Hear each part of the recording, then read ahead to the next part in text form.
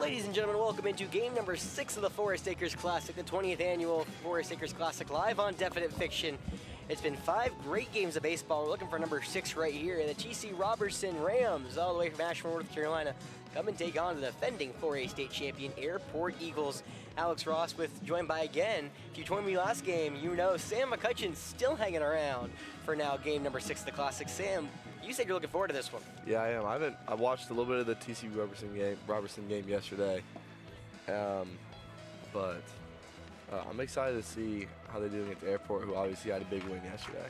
Yeah, both these teams had great wins. TC Roberson hanging 10 on Dorman in the first 2 innings and were able to stave off a late rally from the Cavaliers in that one. Airport won a back-and-forth affair against River Bluff, getting their first win against the Gators in almost 8 years. Wow. Yeah, it was a very impressive showing from the Eagles as the defending 4A state champions. Told Dylan that's who we're gunning for. And they are on pace to have another great season. In the lower state, we will not face them until later in the year or maybe the Thursday contest. I believe Montague's about to come on here and do the national anthem. After that, we'll run through the lineups of both these squads. Or maybe not. It looks like Dunlap's ready to rock and roll. I'll wait for 1 second. I'm not sure. I know we did all the national anthems yesterday, so potentially that was enough for everyone to get their fix. It looks like Airport's going to go out there. Let's play ball. Yeah, it looks like we're just about to get ready to rock and roll here.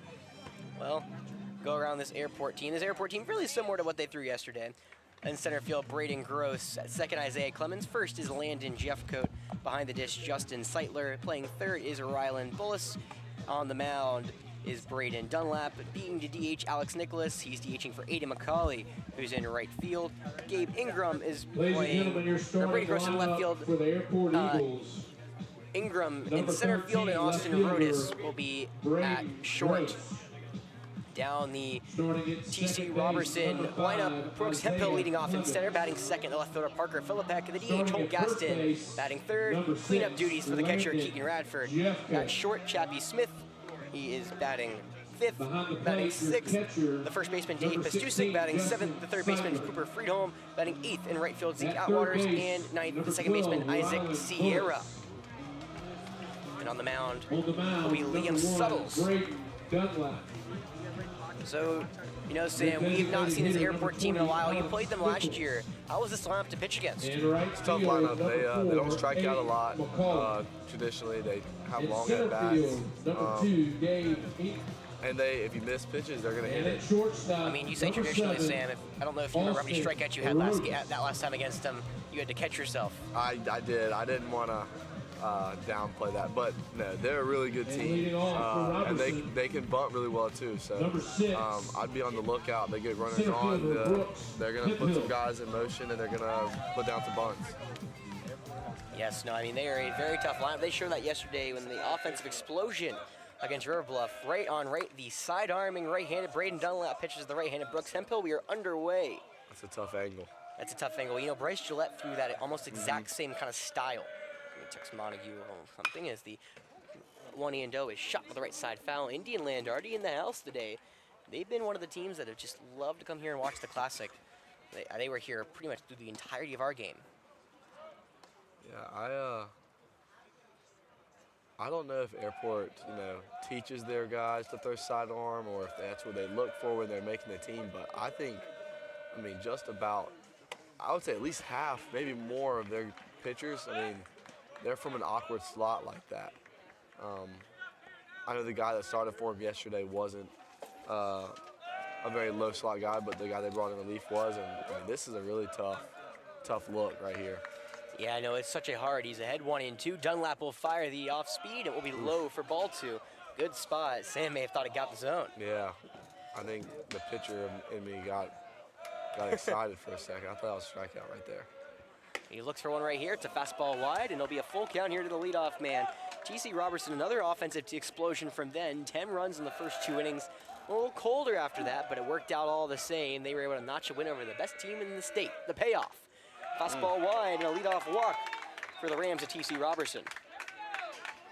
I think also with this tough angle from the pitcher, it might be even tough for the umpire to consistently see the ball where it's going to end up.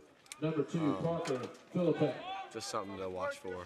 Well, Sam asked me before the game, he said, who's their guy? And that may be Parker Philippek. The kid comes in scorching hot now into this tournament. Philippek 8 for his last 13, hitting .455. The left-handed junior awaits the first pitch from the right-hander, is inside and hits Philippek.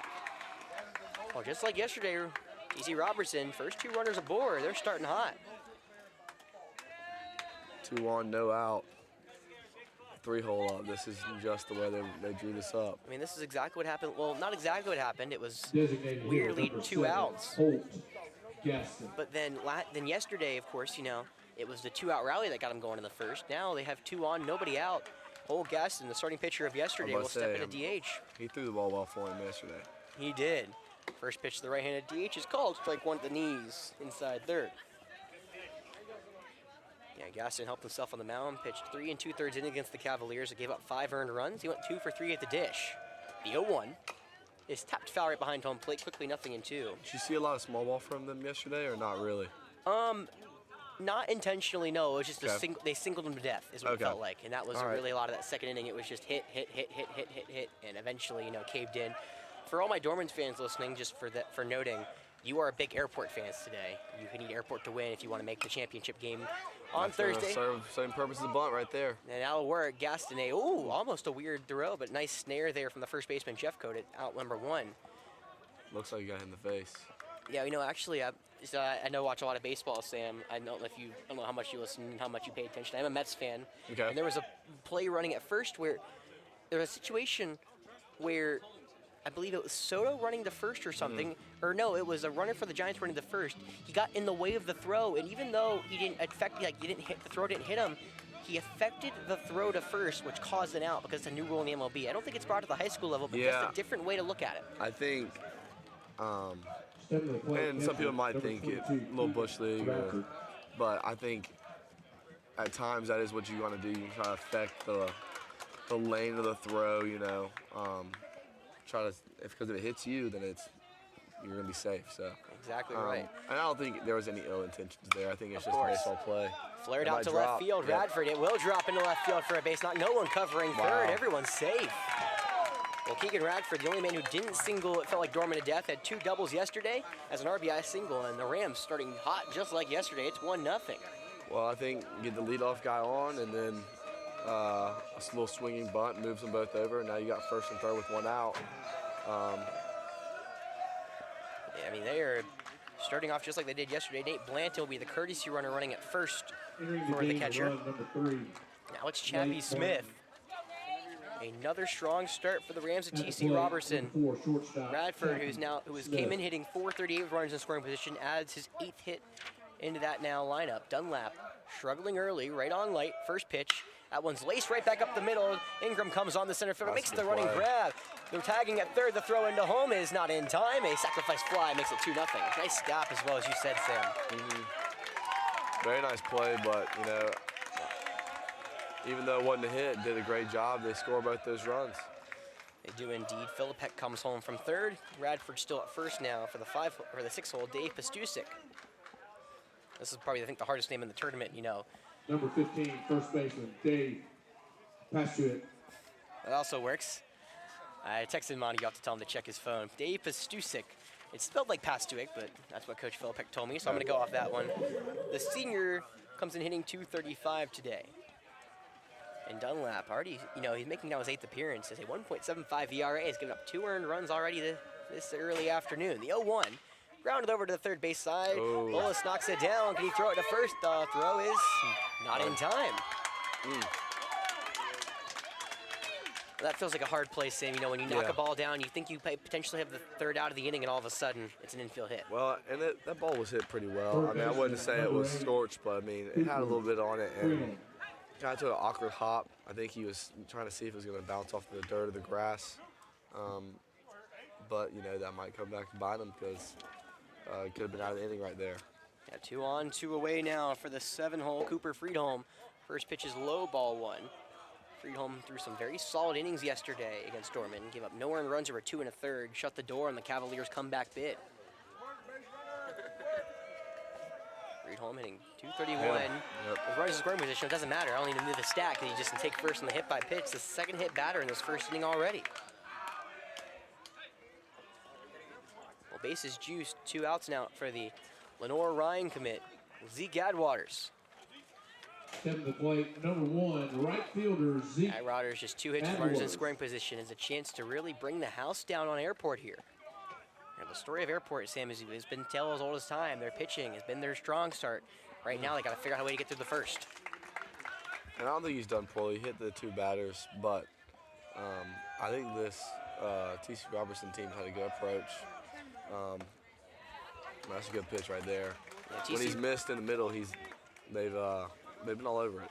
Yeah, TC Roberson now 7 winners of 7 straight, started 3-4, now 10-4 in the season. 0-2. Swung through and missed. That will retire the side, but not before the Rams strike. Some timely hitting, an RBI single and a sacrifice fly puts the Rams up 2-0 over the Eagles when we come back.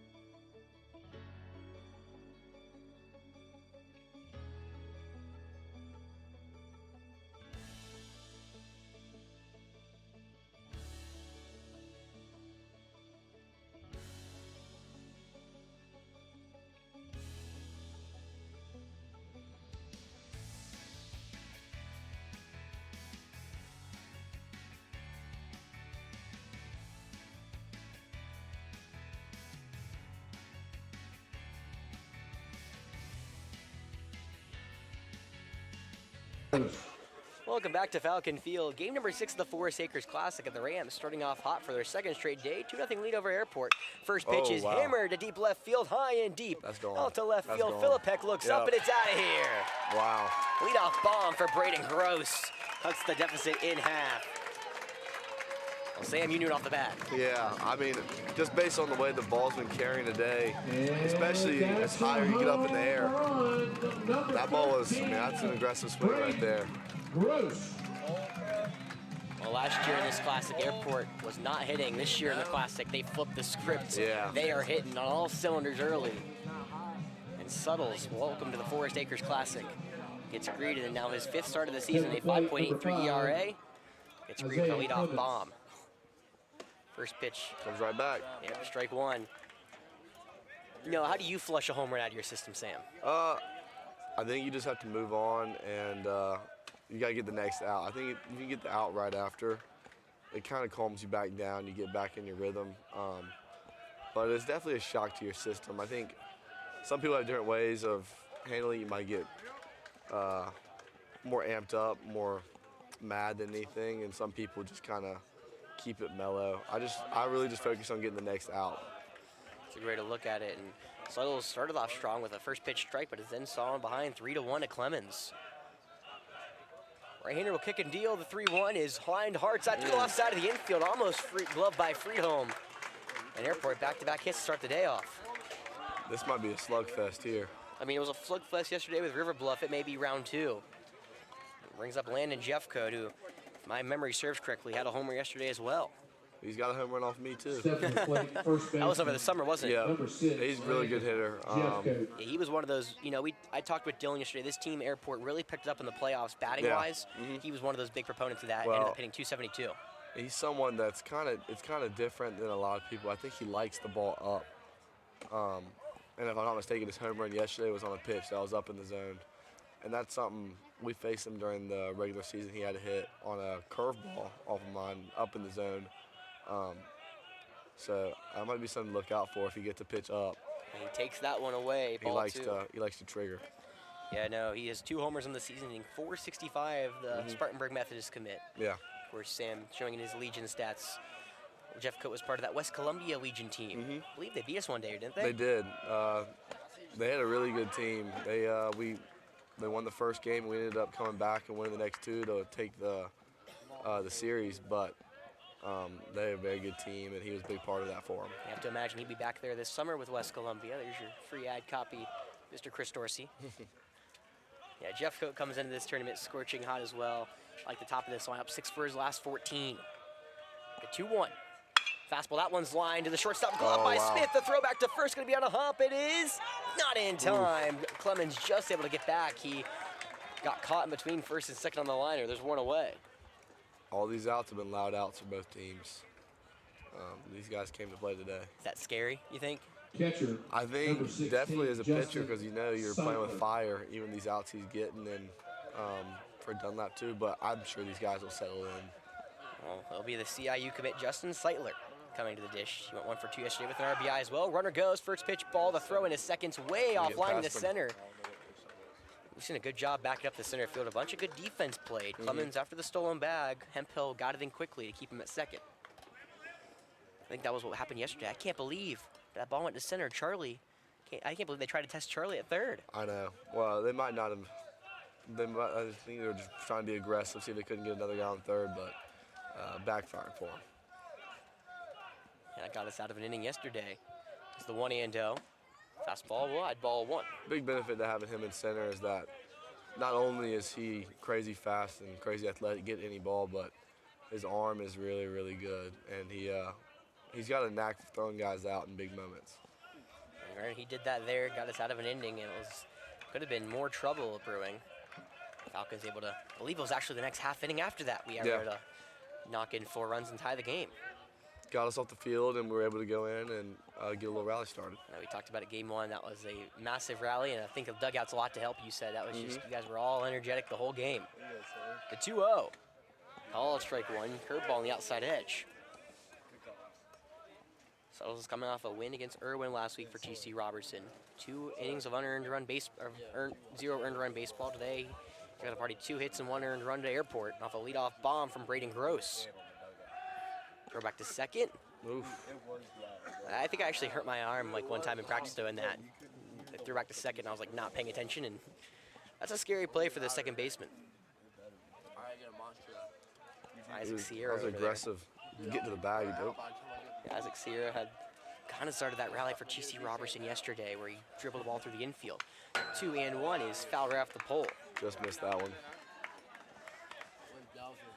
We talk about hard hit outs. Is that also what is for a pitcher? You're like, dang, he just missed that one. Shouldn't throw that again. Yeah, I think at times, if you might feel like you're in a rhythm and you see one of those, you're like, all right, man, I need to switch up when I'm throwing. Give him something different to look at. 2's on the way. Yeah, that one's dropped into left field. Philippek will have room at the track. He makes the one-handed grab. Ingram will retreat back to second. Another long, hard out to your credit. I was about to say, that's another one. He didn't miss that one by much. Seitler, he's put one over the fence this year already. He'll turn it over to someone who put one over yesterday. Yep. Rylan Bullis, 3 homers in the season for the Brooklyn KC transfer. Third baseman, number 12, for Rylan Bullis. The junior went 2 for 4 yesterday with the 2 RBIs and a homer. He was a big part of that win for the Eagles of Airport. Big hole over here on that right side. Yeah, they are. Pitched the first pitch away, ball 1. Sierra looks like he's playing second, but trying to get back to that hole. So hard, though. I think a single probably scores him from second here, trying to be aggressive with 2 outs. Yeah, this outfield and infield's playing pretty deep as well. Sun's starting to peek out a little bit today. It was gloomy all yesterday. should reach the low 70s later today by the time the 4 o'clock game starts. Next game on hand, Indian Land in Lexington before, of course, Sam, you and the Falcons take the field on the nightcap against the Miller School of Albemarle, team we're trying to get some revenge on. I hope it'll be a good game, you know. I think we've got a little momentum, and they obviously are going to be primed and ready to get back in the win column after a tough game yesterday. Yeah, 1-0 defeat, the only game that really hasn't been run heavy so far. Yesterday was every game. I think we had 9 runs. The other 2 had double-digit runs combined, and then yesterday was not. Swung through the inside fastball, 1 and 2. Well, after if it gets that far, Braden Dunlap, who's been excellent at the plate, he got the day off yesterday, but he's nothing to scoff at. He'll hit for himself as the pitcher. The 2-1. Called strike 2. Fastball on the outside edge. Very good pitch right there. That outside edge is where, when teams have been hot this classic, that's where they've been living a lot. Well, he goes right back to it if it goes off speed. And he may try to get a swing and a miss here against Bullis. Bullis with 4 strikeouts in the season. Doesn't get one there, but he'll step off the rubber. 4 strikeouts this season, 8 walks. It's not one to extend, but may get him a swing and a miss here. Deuce is on the way. Oh. Is it off the hand? You guys are going to say off the hand. Well. Oh. So, I'm not sure what the umpire is saying. It looked like it was off the hands of Bullis. Coach Bradwell and myself agree. I'm not sure if what you saw, Sam, but we're there on the umpires and talking over. I don't know. I think that's close. Based off his reaction, I think it might have been off the knob of the bat. I think if he got hit in the hand, he might be selling it a little bit more. Oh, no. I guess they'll give it to him. All right. So Suttles, after going ahead 1-2, loses Bullis off the hit by pitch. And now there's runners at first and second with 2 away. And now Coach Filipek wants an explanation. That's one, you know, whoever the call, it was the umpire at home plate looked very hesitant to make a call there. Yeah, I think that's why I would be upset as a coach, is that the umpire didn't really make a decision quickly. Pitcher number 1, Braden kind of let the Dunlap. batter decide, but, you know. And now he's going to come out and try to calm Suttles down. You know, in this moment, you know, as a pitcher, how hard is it to, you know, you think you may, you know, get out of the inning potentially, and all of a sudden you have to deal with a new batter. Well, I think it's tough. Obviously, getting them 2 strikes, and then you hit them is definitely a little demoralizing out there. I think it just is going to have to force them to throw some extra pitches, which is going to be the biggest thing for them, because I know they don't want to. They want to see if they can't get some length out of them. Got tonight's starter, Charlie Scott, here in the house. Yeah, I mean, we always talk about this tournament, Sam, pitching a premium, and it's because it's, you know, theoretically you're trying to play 4 games. Yeah. It's a lot of arms to use in 4 days. Well, I think that's why you want to see if your starters can't get you 4, maybe 5 innings, and shrink the game as much as possible. And the big thing about the first couple of days is if you're able to save some guys and only throw them 15, 20, 25 pitches, they can come back and throw later in the week. So I'd be interested in how long of a leash he has, knowing how good their offense has been. You might give them a little bit longer, trusting that they're going to be able to score some runs for them. Yeah, I know. The thing with TC Roberson, when I do all my stat work, I go game by game. These starter pitchers don't really go lengthened games. They go about 3 to 4 innings. So I'm curious how they're going to piece together pitching as the later in the week starts tomorrow, technically. First pitch to left-handed Dunlap, who strokes one in the center field. Hemphill will move back toward the wall. Those balls have been carrying, but that one won't fly far enough. Hemphill makes the grab, and Airport leaves 2 on the base pass. 2-1 lead for the Rams of TC Roberson. We'll take a quick break here on Definite Fiction. We'll be right back.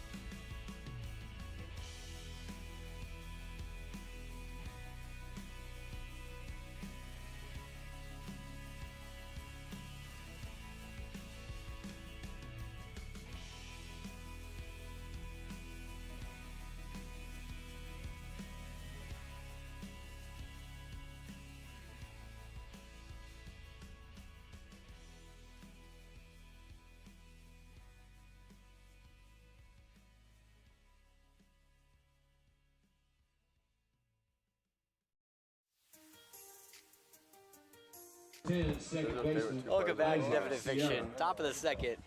Coach Dorsey, who's walking by. He'll be on the stream later tonight to talk about Legion for the Miller AC Flora game.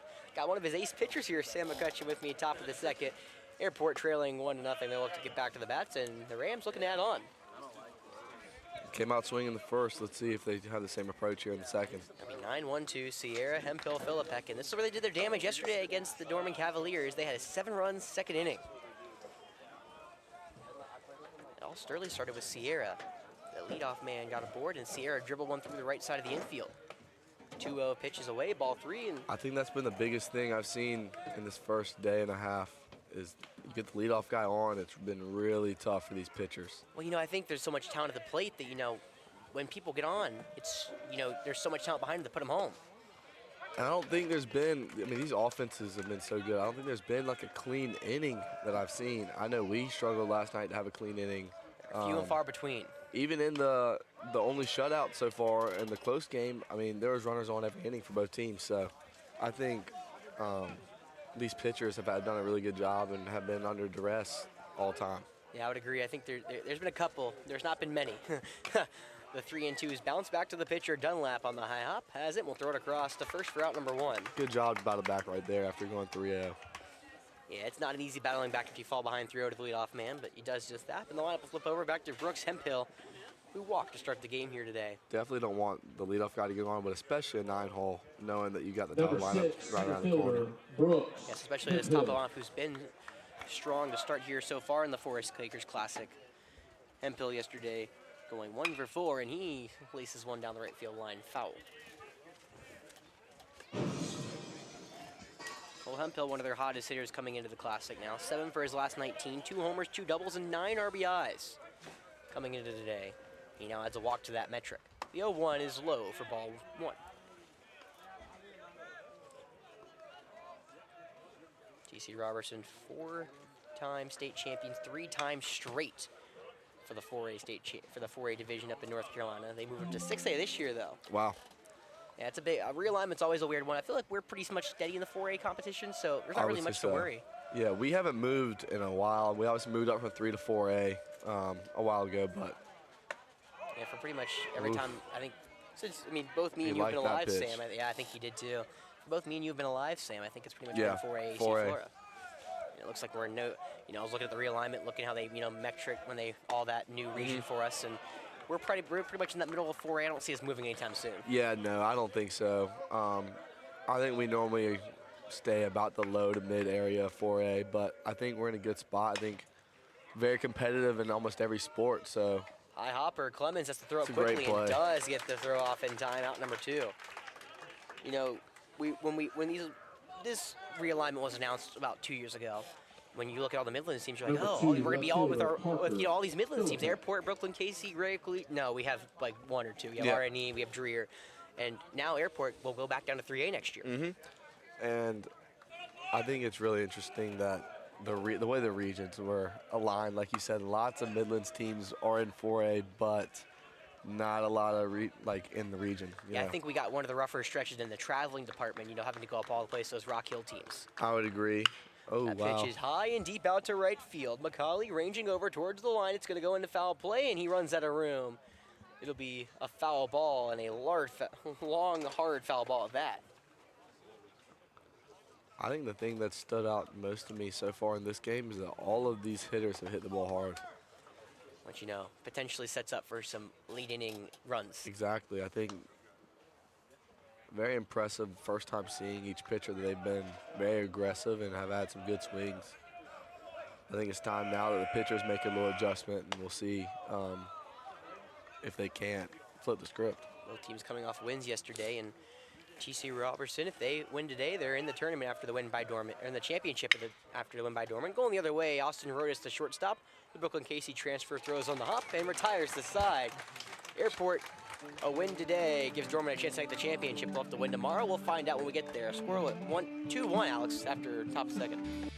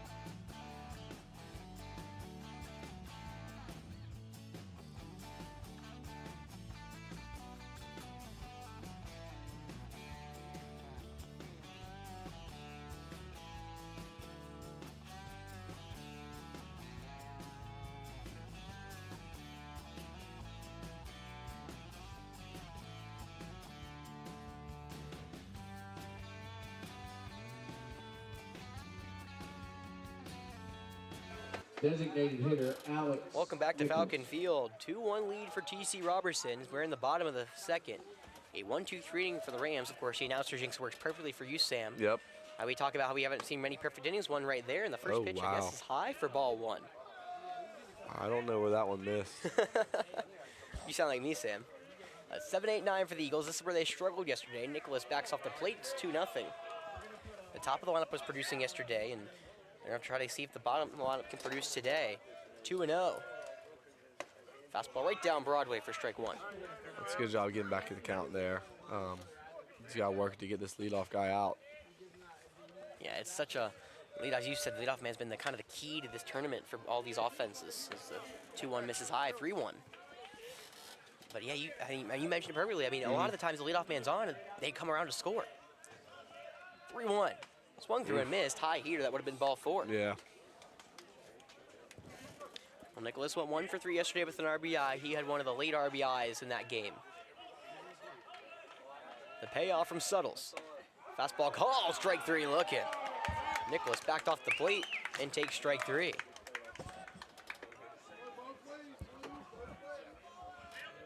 You think that one caught part of the zone? Or? I thought that one was Number there. 2, center fielder, Gabe. You know, I think, Ingram. you know, as we talk about being offset, you can't see the zone as well as you think you can. No, definitely.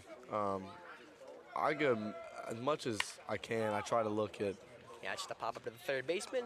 try to look Easy at the play. catcher. You can learn a lot from where the catcher's at and where he has to either whether he has to move or not really. Number but, 7, shortstop. It's definitely more Austin difficult because I'm Rodas. sure there's some pitches that Number we're 7. saying look good or don't look very good that in reality are good pitches. Absolutely. Well, it's a 9-hole Austin Rodas. He's looking for his second hit of the year. He had some incredible, valuable relief innings yesterday. He just got tagged at the end with that go-ahead grand slam. First pitch inside, strike one. Yeah, outside of that, I mean, he came in and did wonders for them yesterday. Well, someone who only pitched about 7 innings coming into that game, he pitched almost 6 yesterday, and And I remember him. He was also on that West Columbia Legion team. he's a former Brooklyn KC Bearcat as well. He's a Okay. senior now. Him and Bullis came over. I don't know if it was together or not, but they both are now in the airport. Okay. 0-2. Breaking ball is golfed into center field. Hemphill coming in. And Sam, welcome to the Announcer Jinx Club. Another Back-to-back 1, 2, 3 innings. Here in the second, we'll go to the third with a 2-1 lead. And, you know, as Coach Dorsey said, ABP, always be promoting. You want to do the honors again? Yeah, I can. Nothing doing in the Like I said second. earlier, Your score Legion after baseball 2, last summer probably the most fun I've ever had playing summer baseball at all. We obviously got to go win a state championship, but Coach Dorsey has completely revitalized the Richland 215 Legion program. We were able to win our first state championship last year, and we're looking to repeat this year. Some of the benefits of Legion is free to play. You get your weekends off. And you get to play for your community, which is the best part, honestly, for me, is getting to see people from our area that get to come and support, and we get to feel like we're playing for more than just ourselves. I think Coach Dorsey does a great job of that. So, Awesome. Legion Baseball and Richland 215 has my complete support. So come check us out and come support.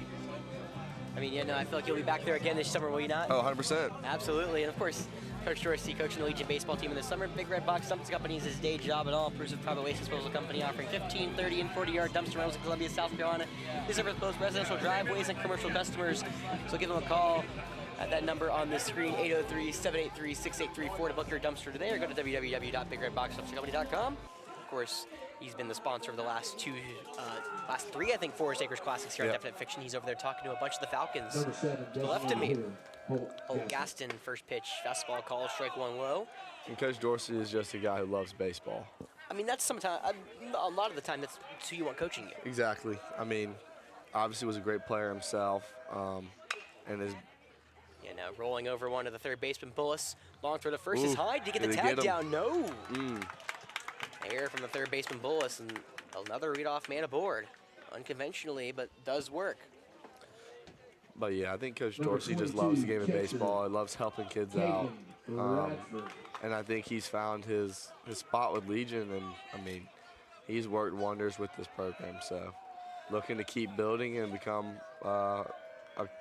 always a contender for the state championship. So we're looking forward to another great summer this year. The first pitch to the left-handed Radford, call strike one right down the middle. Radford, he had an RBI single last time aboard. Helped give the Rams this 2-1 lead. Pick off to first, not in time. Dunlap still up there on the hill. Had a little shaky first inning, but he's settled down quite nicely. Yeah, I think ever since that first inning, he's gotten a lot of soft contact, even though this guy's now on first. Did his job, got the ground ball. He did. That one's hard contact, right? You need to, your announcer jinx is working great. A liner to the right side of the infield. As soon as I say that. Well, I try not to say things too much on air. I get worried. I jinx you guys. It's not okay. Number 4, shortstop, Chappie Smith. Well, this is what TC Roberson does. They put people on and just will hit around. Well, even though they haven't had any extra base hits, they've hit a lot of balls hard, so. Yeah, you think with all the base runners they've had, they'd have more hits on the second hit of the day. Yeah. So Nate Blanton at first, a courtesy run for the catcher. Chappie Smith back up. He sacrificed fly in the center his last go around to Ingram. 2 on, nobody out. First pitch. Call, strike one. Change up low inner third. Is that a changeup or a two-seamer? Looks like a two-seam from that slot. It's just hard to tell, I think, from me, who's not a pitcher, of course. You have a much better pitch idea than I do. You probably go back and be like, Alex, that was like a two-seamer or something. It might be a changeup, honestly, because I'm looking at the velocity, and his fastball's been like 77, and that was 71 there. You might have been right, honestly. Well, I guesstimate. It definitely is a pitch. When it hit the zone, 1-1 is hit and run not working. It tapped foul. Honestly, a little surprised they haven't bunted here. I know this is the middle of their lineup, but they did really well earlier. They got the swinging bunt. Well, I will say, not to cut you off or anything. It is hard, not to trust me, this is not anything to do with you, but the Coach Philippek, hard to doubt him. Two-time National Coach of the Year winner last year. Oh, 100%. I'm not saying he doesn't know what he's doing. Obviously, I'm just saying. Oh, based on the way they've been hitting the ball hard. I would agree. Strike three looking. Out on the inside part of the plate for out number 1. Now, that one might be one that I wouldn't say got the zone, but obviously not the greatest angle here. Don't worry, Jeff Rose is the one to yell at lacrosse when he's up there, and you probably hear him a couple times when you're watching your brother. He'll yell. If it's the wrong, he'll let him know. Well, the right-handed Dave Pastusik up. 2 on, 1 out here as the right-hander grounds one foul to the right side. Or the left side, whatever it is. Pastusik had one of those 2 hits. He singled last time around. Maybe one of those 3. Maybe they called that one an error, I guess. Tough error call. Yeah, some of these errors, they may be errors, but they're tough errors to look, where they're hard for the batter. 1-1 the count now. Yeah, Coach Dorsey chatting up his future players, right? Former, future, current, a little bit of everything, I think. He's always recruiting, trying to find the best guys from the area. Swing and miss, throwing to third is high and not in time. A double steal works. You don't see that too often. No, not at all. That was a good call, though. Good jump from Gaston at second, and he's now at third. Radford the courtesy runner, Blanton was able to move up to second. Also swing and a miss, so 1-2 the count, I believe. Now 2 runners in scoring position here for Pastusik. Looks like we have the new AC Flora football coach here to watch a little bit of Forest Acres Classic. Strikeout swinging for Pastusik, but I will say Coach Ford, I feel like, has been here every single time y'all play. I've seen him a lot, so I think that's awesome. Obviously, Coach Floyd had a great run here. You got to play for Coach Floyd at least for a year or 2, right? I did. I played for Coach Floyd for 2 years, so, love Coach. And he was very, very successful, but I think it's really cool that coaches come in, and he's been very supportive, I think, of all sports, but especially baseball. Like you said, I've seen him here a lot, and he's talking with parents, talking with people, trying to, immerse himself here in the school. Absolutely. That ball goes to the backstop. Runner breaks for the plate. Comes back on the throw from Braden Dunlap is not in time. Dunlap thought he got the tag in. The behind the back tag almost worked. Gaston scores. It's 3-1. That would have been very, very impressive if he got that tag down. I think he almost did. I think he was trying to plead his case. Umpire said, nope, you were a little late. For back-to-back strikeouts, TC Roberson scores on the wild pitch. And I think that's the thing I love with Flora. Coach Navarro is here, the women's soccer coach for Flora. He was here all yesterday. Well, and I think that, like you said, that's one of the coolest things. I think all the sports teams here are very successful. Obviously, women's soccer, one of the most recent state championships, along with cheer and tennis this year. Yep, the 1-2 is rounded over to the second baseman, Clemens. But you're saying it's really cool that everyone comes to support. So I mean, no, I think that's what I love seeing. You know, Navarro, Simon, this year I haven't met Coach Flora. I feel like I see Coach Thompson everywhere. Yep. Coach Brown, the DB's coach, I feel like he's the track and field coach, always comes around. So yeah, 3-1 going to the bottom of the third. When we come back, Alex Ross, Sam McCutcheon will be right here with you.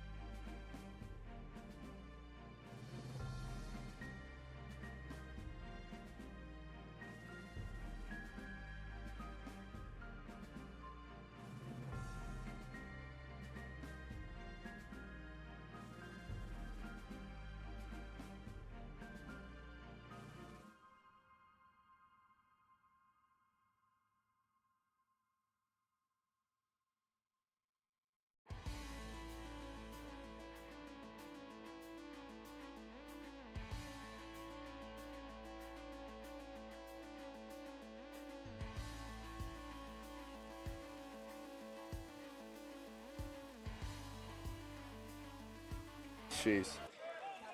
Welcome back to Falcon Field. Bottom three, first pitch goes to the backstop. It's the top of the order, Braden Gross, who led off the game with a solo blast over the left field wall. It's the only airport run so far today. They trail 3-1. Curveball called, strike one. Very good pitch right there. Yeah, now you said you've been impressed with these pitchers, Sam. You know, TC Roberson Definitely. have a ton of pitchers they use, and Suttles is one of them. The 1-1. Fastball call, strike two, low in the zone. I think both the two starters, even though Dunlap Gale will run last inning, after that first inning, they did a really good job settling down.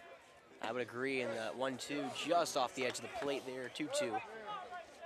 Looks like we've got a little meetup with Coach Dorsey and Coach Alford. Of course, two coaches that rarely in the Midlands. The 2-2 curveball misses wide, and Suttles, I think, thought he had it again. If it wasn't a strike, it was right there. It was right there on the edge. Exactly It's right. a tough take, now 3-2. One, if he goes right back to it, if he challenges him with a fastball. Infield back, payoff pitch incoming. The fastball, that one's hardly grounded over to the shortstop. Smith slides, has the ball. The throw on to first is not in time. It bounces over the glove of Pasusik, and smartly, Gross will just stay at first. It's good effort right there. I mean, he was shaded, pull side, and the ball got hit up the middle. Charlie trying to avoid being on stream. Second baseman, number 5. Don't worry, Charlie, you're on stream enough. Clemens. Football, baseball, he'll be there enough. There'll be ruled an error on the shortstop, or I think that's actually a first baseman error, actually. It only bounced once. Either way, the leadoff man aboard with nobody out here. Airport brings the tying run to the plate in Isaiah Clemens.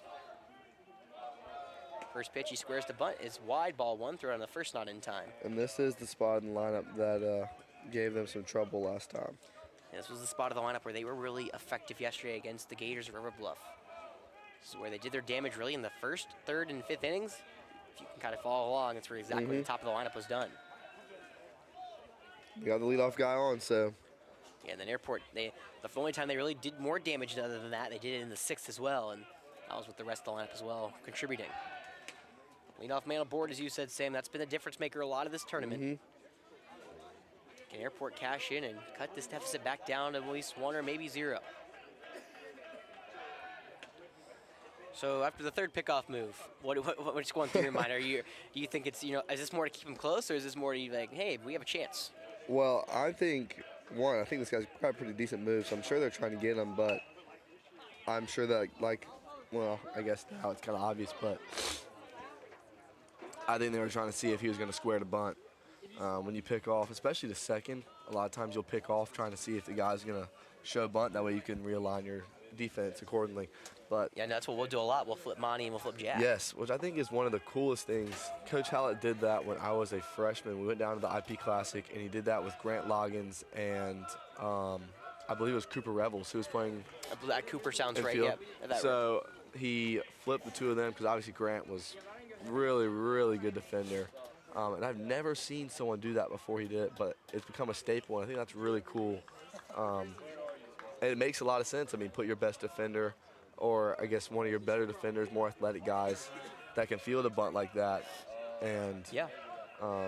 you know, they work from all the spots in the infield in practice anyway, so moving Monty over to second doesn't bother him at all. I mean, yeah, no, I mean, of course they move him right back. It's a quick move over there. And it's worked last night. Jack Chetwood did a nice job, doing a great job laying the bunt. Runner goes, pitches out, throw it down to second. Got him. And that is why you do that. The pitch out works. First goes down stealing, and now there's one away with a 2-2 count. I feel like we don't put the pitch out a lot, Sam, but No. that was effective. Very. I mean, like you said, this coach for TC Roberson knows what he's doing, and that was very well-timed pitch out. Now it's a 3-2 count. If the curveball missed, well, you don't want to lose Clemens after getting out of the base pass. Payoff. Caught him looking, strike three on the inside part of the plate. He's thrown that pitch a lot when he's needed it. Little fastball located low and inside. It's worked. A couple of Falcons will leave the building, at least for momentarily. First baseman, Well, now there's two away. number 6. TC Roberson trying to do something no team's been able to do really this, well, River Bluff wasn't able to do, or they weren't either. Get through the top of this order unscathed. First pitch is the curveball wide, ball one. It's Landon Jeffcoat. Jeffcoat lined out the shortstop his first go around. Smith had a nice glove. 1-0. Swung through a heater. He was looking to get one of those runs back. Like I said earlier, I think he likes the ball up. He saw a ball he liked and smashed it. Even that pitch you might think is really high, but for him, he's done, I mean, I've seen him hit a couple balls that have been up at his eyes. I think the one he hit off you maybe was up top, wasn't it? Yeah. So. Get a little chuckle from Charlie about that, yeah. Hey, he's already mentioned it like 4 times. It's really hard to make fun of it if he's at 2-1 curveball misses, ball 3. You know, I don't feel as bad after Sam's mentioned like about 4 or 5 times on stream without bringing it up. It's fine. I mean, I own it. I didn't think it was a bad pitch. He just put a really good swing on it. Are those the ones that 5-pitch walk to Jeffcoat to put a 2-out base runner? Are those the pitches where you're like, he hit it out, but I can't really be mad because it's a good pitch? Oh, definitely. And I mean, I don't even know if I would say it's a good pitch because it would have been a ball. 16, It was up and in. You just more tip your cap to the hitter, say Yeah, nice job. and it was a big moment. I think it was a tie to tie the game too. So Yeah, I think you're right. And y'all took the lead right after that.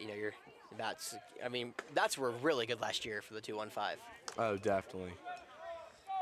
For sure, that's been easy for you. Your bats have been really good here in the spring, and last summer they were also really good. And Yeah. you don't have to really worry about, even if Well, and I think they were really good. We were really good in the summer at bouncing back after going down, kind of like we did last night. We were really good at if we fell behind or lost the lead, we would come right back and grab it again, which really demoralizes a team when you come back and make a push and then the other team comes right back and puts you in that spot. So it's hard to teach. I mean, it's easy 100%. it's easy to be like, oh, just be fine. Bunting potentially for a hit. Well, you look how far back Friedholm is at third. He is behind the bag, and they're holding Pistustik is holding Jeffcoat on first. They're still not even creeping up. They may try to do it again. I wouldn't blame them. That's what Coach Howell was trying to do yesterday. Yep. Roper Wensky played here yesterday.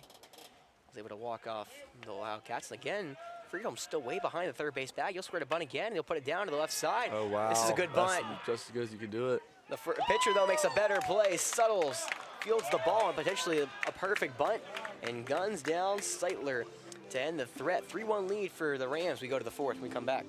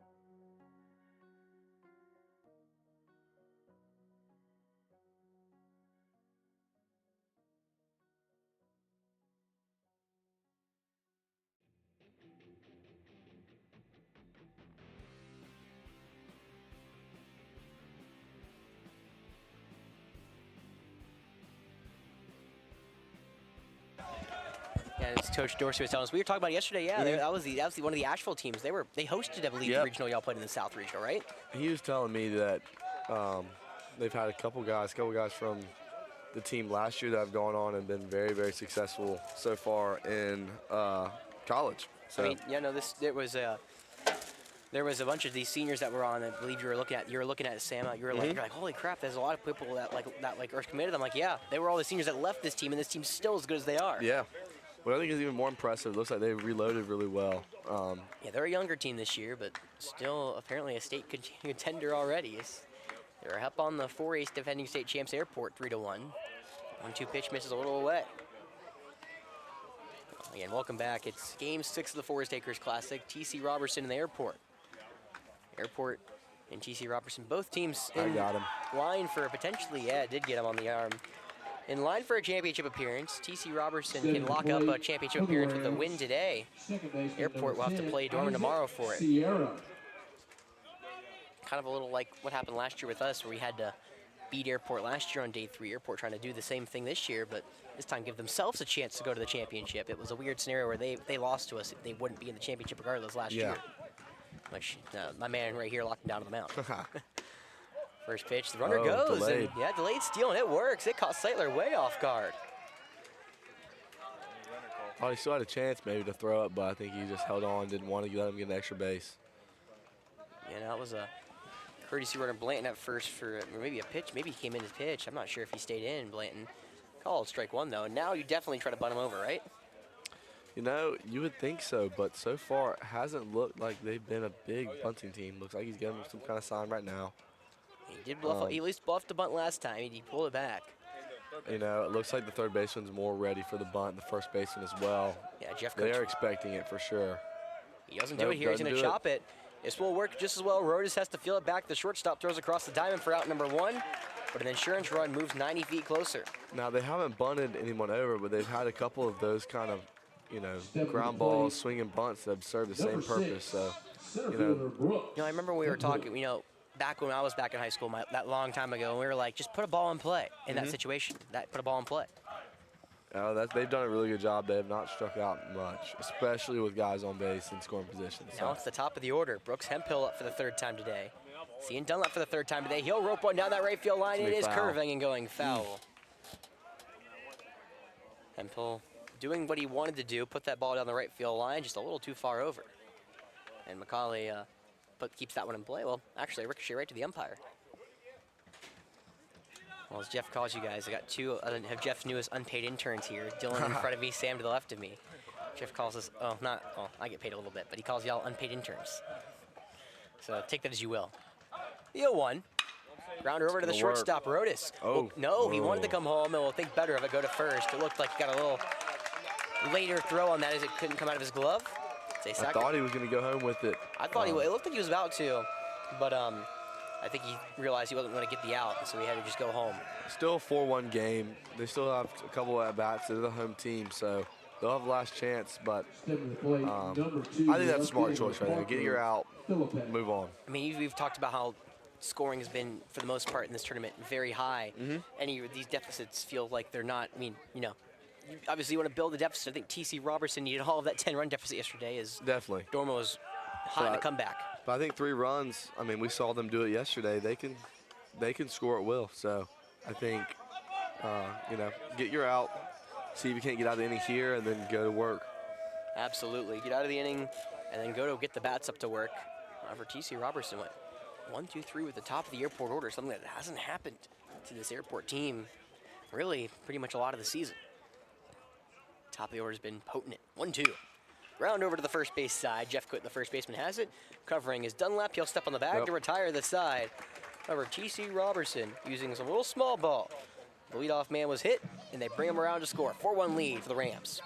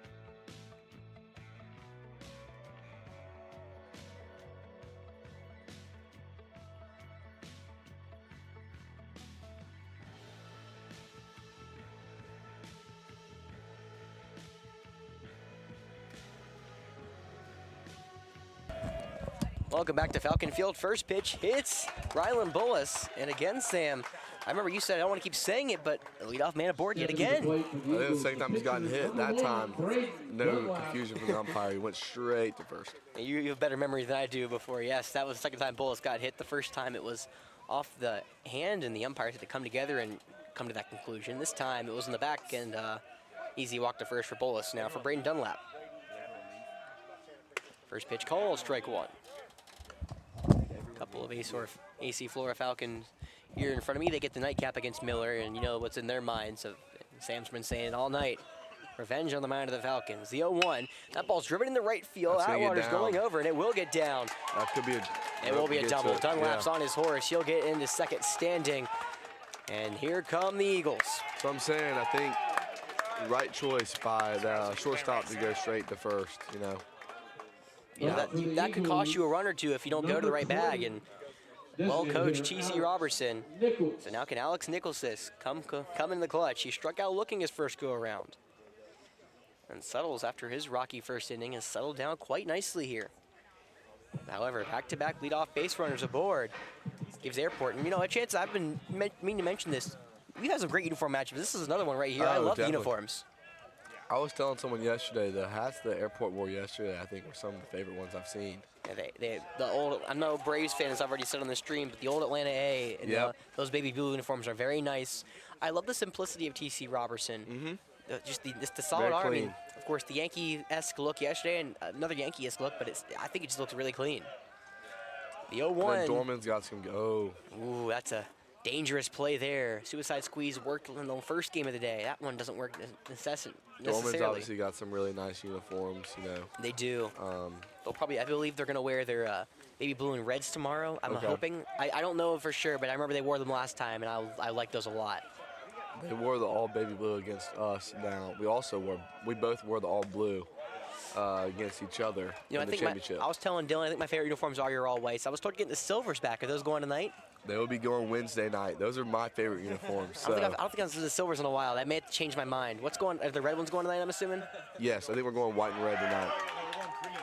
Cream. No, I think he changed. Oh, we're going cream tonight? Well, you heard it here first. Breaking news on Definite Fiction. Well, I don't know. There might be some controversy then. We might come out and half and half. Yeah. No, I think you are right, Dylan. I think it is the cream. I would expect the red and white for championship or the all blues. Yeah, I think he's saving all blue for championship. You got to make it there, boys. Got to win tonight. Let's not get ahead of ourselves. He saves those for the last games. Suicide squeeze, and it's not going to work. They're going to have a runner between. Oh, no, it is going to work. Throw to first. The throw to home is. No, got under the tag. A throw to first is in time. The sacrifice bunt works. That is an unconventional suicide squeeze if I've ever seen one. I'm not sure if he did get under that tag there. See, this is where we're going to disagree, Sam. I think he did get under the tag. I think that tag came in late. The ball beat him. But I think the tag was a little too high. Dylan, what you got? Say Mr. Catcher over here. Safe? You think he was safe? Okay, well, I voted. 2-1 in my favor. It doesn't matter what we think. The score is now 4-2. Yep. Tying run at the base path is the play is Austin Rodas. Again, this is a kid who had a great career at Brooklyn Casey. Has just not been able to find his footing at the plate here for Airport. This will be a massive hit for him as Airport gets that run back. Third base is crashing. Rodas swings and he puts one over the third baseman's head in the left field. Big time hit for Austin Rodas. That will score a run from third. Dunlap jogs in. Rodas, a stand-up double. And the top of the order comes back to the plate. Now it's a one-run game, just like that. Just like that. Airport, that's their 6th hit of the night. Yep. They just do not give up. And this may be all for Suttles. We'll be right back here on Definite Fiction as the mound visit's incoming.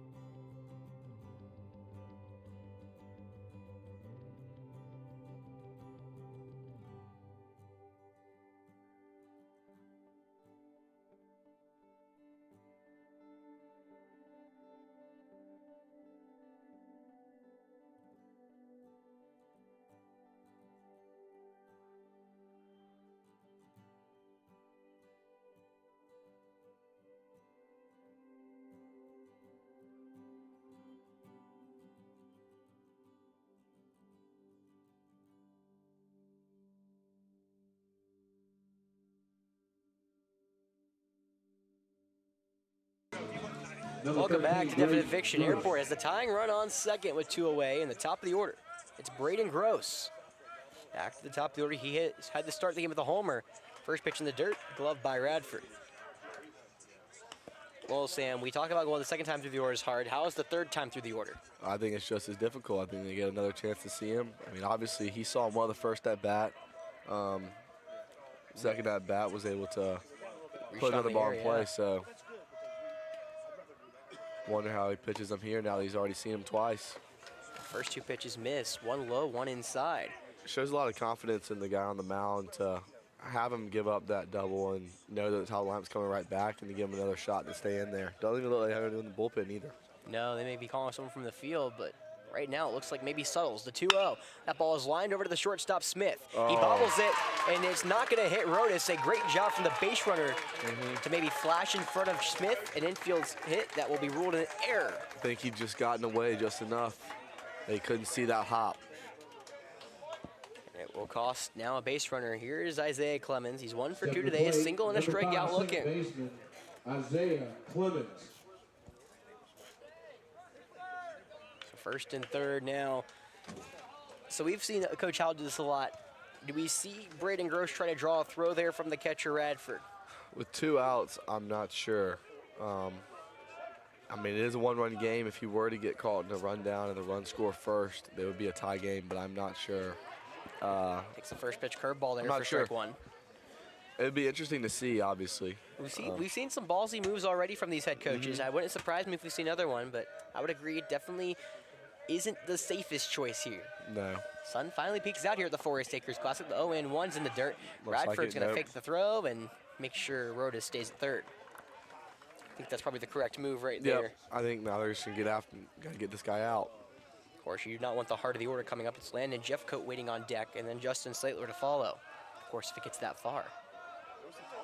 Indian Land, Lexington on deck, and then, of course, AC Flora Miller, the nightcap. That's how they, too, will wrap up here.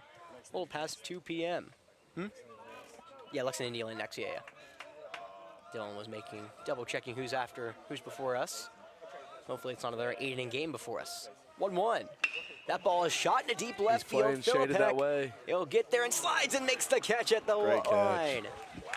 Philippek, who's playing close to that line, as you said, shaded that way, runs down an extra base attempt from Gross to keep the lead for TC Roberson. 4-3 lead going to 5.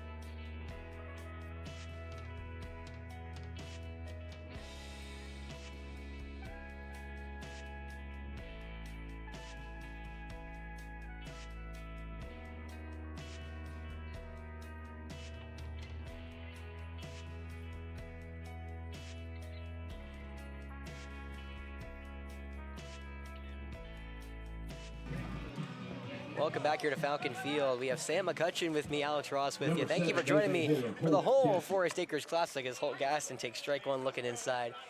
And Sam, we've talked about how great this tournament is and how stacked it is. It's been a competitive game, every one. This one looks like it's playing along to the script. It's a 4-3 ball game in the 5th. Yeah, I mean, even the first game with TC Roberson and Dorman, it made it close towards the end. And I would say at least all of them have all been entertaining, if nothing else. Ball's falling to right field, carrying towards the track. McCauley makes the one-handed grab for out number 1. We've seen this ball carry a lot today. That one had some legs, but died at the end. Number 22, catcher, Kagan for Radford. Is it Kagan Radford? I've been calling him Keegan. Maybe Kagan Radford, either way. He's reached base twice today. Doesn't matter what I call him. 2 singles for the catcher. Left-hander digs in, the right-hander comes home. The first pitch off speed stays away, ball 1. Well, baseball works this way, Sam. Of course, 5 hits for Airport, 2 hits for TC Roberson. It's a 4-3 lead in favor of the Rams. And that ball may be out. Cauley going back towards the track. He looks up and watches it fly. Just hit Coach Hallett's truck. Coach Hallett may not be happy about that, but Radford with his 3rd homer of the season gives the Rams some insurance. It's a 5-3 lead. That actually might have gone over the truck out there. Wow. That ball was shot in the air. Ladies and gentlemen, that's a Just like that, right back. Right? This game keeps going. Number 22, catcher Kagan Radford. One of the top catchers in the junior class in North Carolina does not miss that one. Got all of a solo blast to right field. It's now a 5-3 game. Both these teams have done a great job of battling back once their pitcher gives up a run. I would agree, and that pitch is now grounded over off the glove of the third baseman. Bullis past the diving Rodas into right field, and Chappie Smith keeps it going. A one-out single that will trickle over to the first baseman, Jeff Coate, after it missed the cutoff man. He's had a lot of tough plays over there at third today. Yeah, that was not an easy one, and Bullis almost made an exceptional play yet again. Now it's Dave Pastusik up. Well, potentially he's going back to the dugout, maybe to grab something. Or probably a courtesy runner over at for the first baseman. Pinch hitter. Oh, pitch hitter. Well, Sam, he's laughing because he sees the size of big number 50 Christian Norton. Wow. The sophomore. Wow.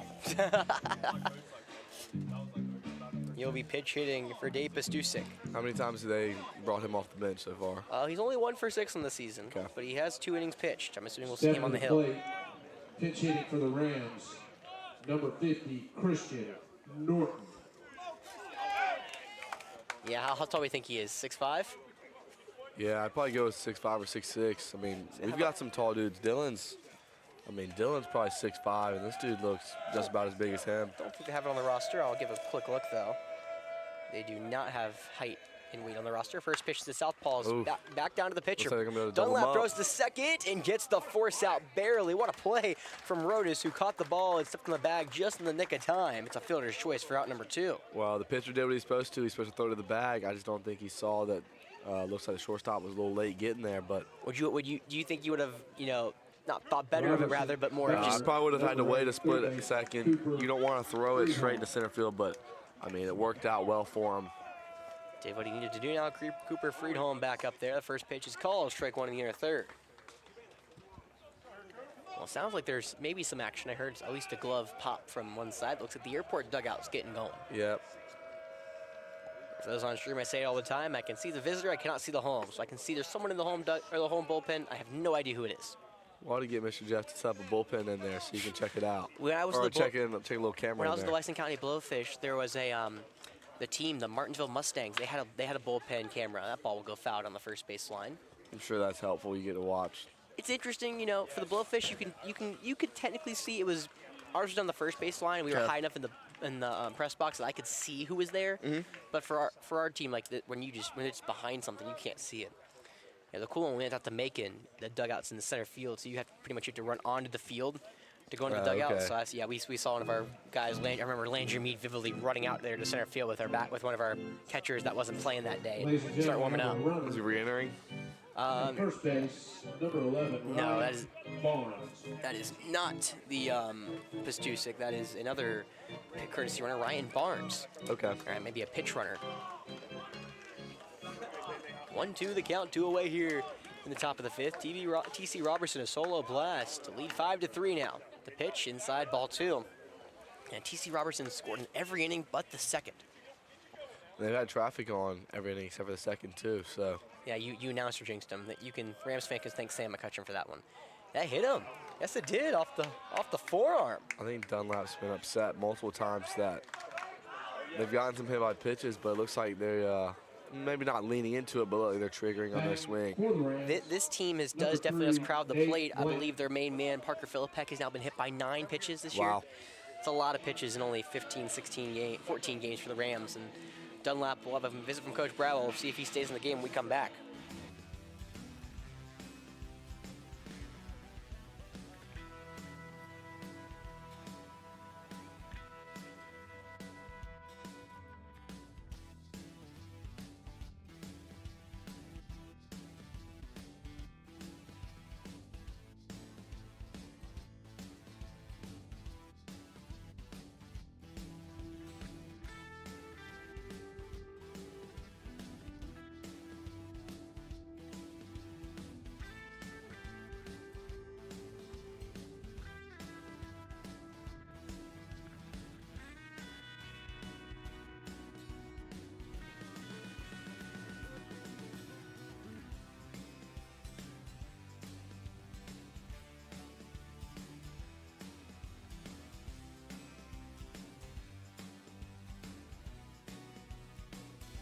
But all right, we're back. Dunlap still in, and a swing and a miss for strike one.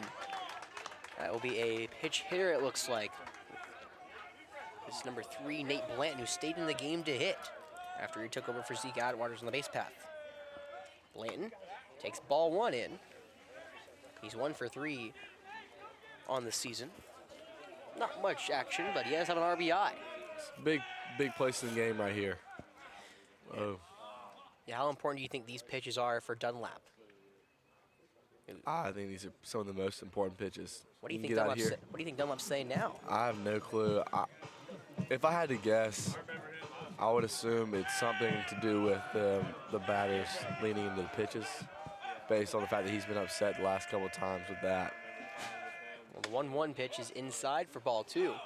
We were talking about T.C. Roberson does, crowd the plate in a sense. I wouldn't say they lean in, but they do crowd the plate.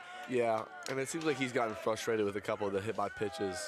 Yeah, their on-base percentage over 400 is the 2-1 smacked foul. It's 2-2. Both dugouts, please be reminded all foul balls. Montague making sure everyone goes to foul balls. Field of play immediately. Dunlap trying to get out of this inning, Pitch could decide how the rest of this game goes. 2-2 is flown to the right side, foul yet again, and we'll do it one more time. Doesn't seem like T.C. Robertson's going to the bullpen. Either that or they're going to go from the field. That's the only hard part about high school. You never know if they're going to go from the field or not, but yeah, right now, yes, it looks like it is. Settles his game. That one's flared out to the right side toward the airport dugout, and it will hit the airport dugout.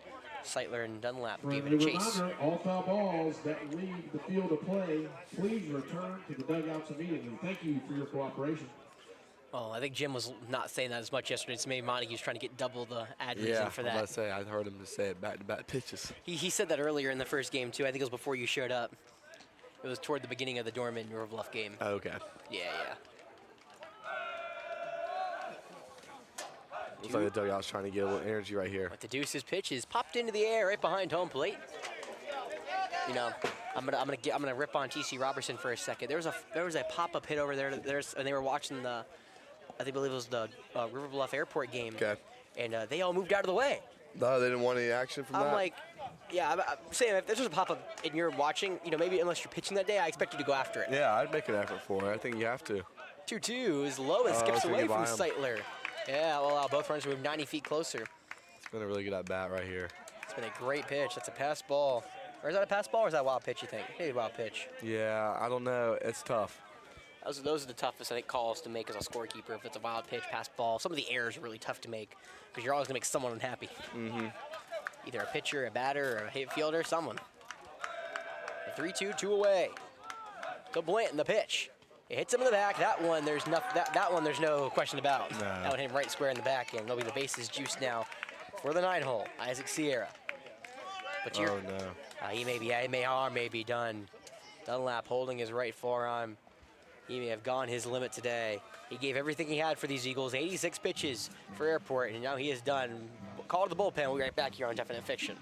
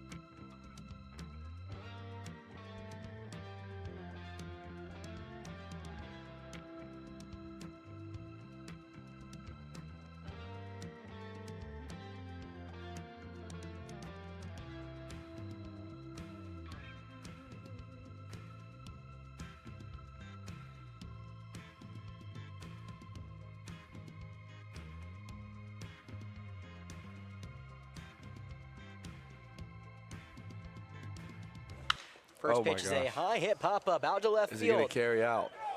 Gross has a read and will Wow. just keep it in the park. Isaac Sierra, the 9-hole almost leaves the yard. It's a first loud out for the new pitcher, Rylan Bowles, who throws one pitch to get out of the jam. A 5-3 lead for the TC Roberson Rams will go to the bottom of the 5th.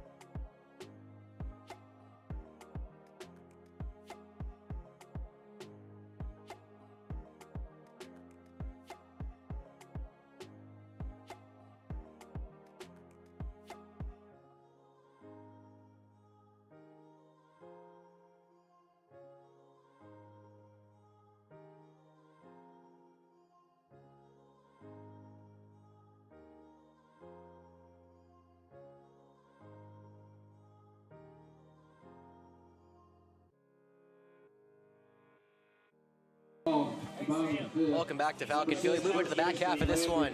Airport trailing by 2, bring the bats up in the 5th. It's 3-4-5. Jeff Coates, Sightler, Bullis.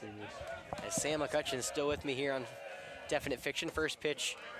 So Jeff Coates called strike 1. Liam Suttle's still in the game. Sam and I were talking. We're a little surprised he's still in. Thought he may have went out last inning, but got through the 4th. Wow. Yeah, there's some hard contact into the forestry. 0-2. Up and in. You said he likes it up, right? Yeah, I mean, from my time watching him, Well, he's reached once off a walk. He's also lined out today. it's Baltimore Methodist commit. The 0-2 is down on the knee and popped right to Brooks Hemphill, who was shading him a little to the left and center. He'll make the grab for out number 1. Easy does it. Just enough. He missed that one as he went down low to try to grab that one. Number 16 catcher. He went down low to grab that one. Is now Justin Sightler up. Sightler 0 for 2 today with a ground out and a fly out. First pitch is. Last fly out was hit pretty well. That one just found the inside part of the plate. It's starting to heat up here at Forest Acres. It is. Take my jacket off in a second between innings. The 0-1. That ball, Sightler gets under and pops it sky high, foul to the left field line. It'll go out of play. Well, Suttles is loading up the zone now. Has gotten ahead of both hitters now, 0-2. Yep, well, just as we talked about. Thought we should leave him in. Apparently, absolutely. What do we know? Apparently nothing. Well, I'm sure this coach, he knows what he's got and what he's seen from him, so that shows a lot of confidence. That's Jeff Coates' dad. He talked to me after the game while I was here. So. I don't know if that's one I want to watch back. Yeah, Sam and his dad always tell me you guys watch all the streams back, but I don't know. Usually you watch them for educational purposes, not for your enjoyment. Yep. At least for those ones. Yeah, I like this. I'll probably watch it once and then I'll skip through it. Next couple times I'll watch it. Get to the good stuff. Yep. 2s is golfed foul to the left side. We'll do it one more time. You see, this is why I bring a change of shorts here to the Forest Acres Classic. It's 50 when I get here, and it's going to be 70 in about probably now. Yeah. The 0-2. Sightler lays off. That was a great take. That's not an easy take either. Not at all. He's worked it all the way to full count. Airport needs a base runner to bring the tying run to the dish. The payoff. Fastball, that one's grounded to the left side. Gloved by Friedholm, the third baseman. Strong throw across the diamond, and there's 2 away.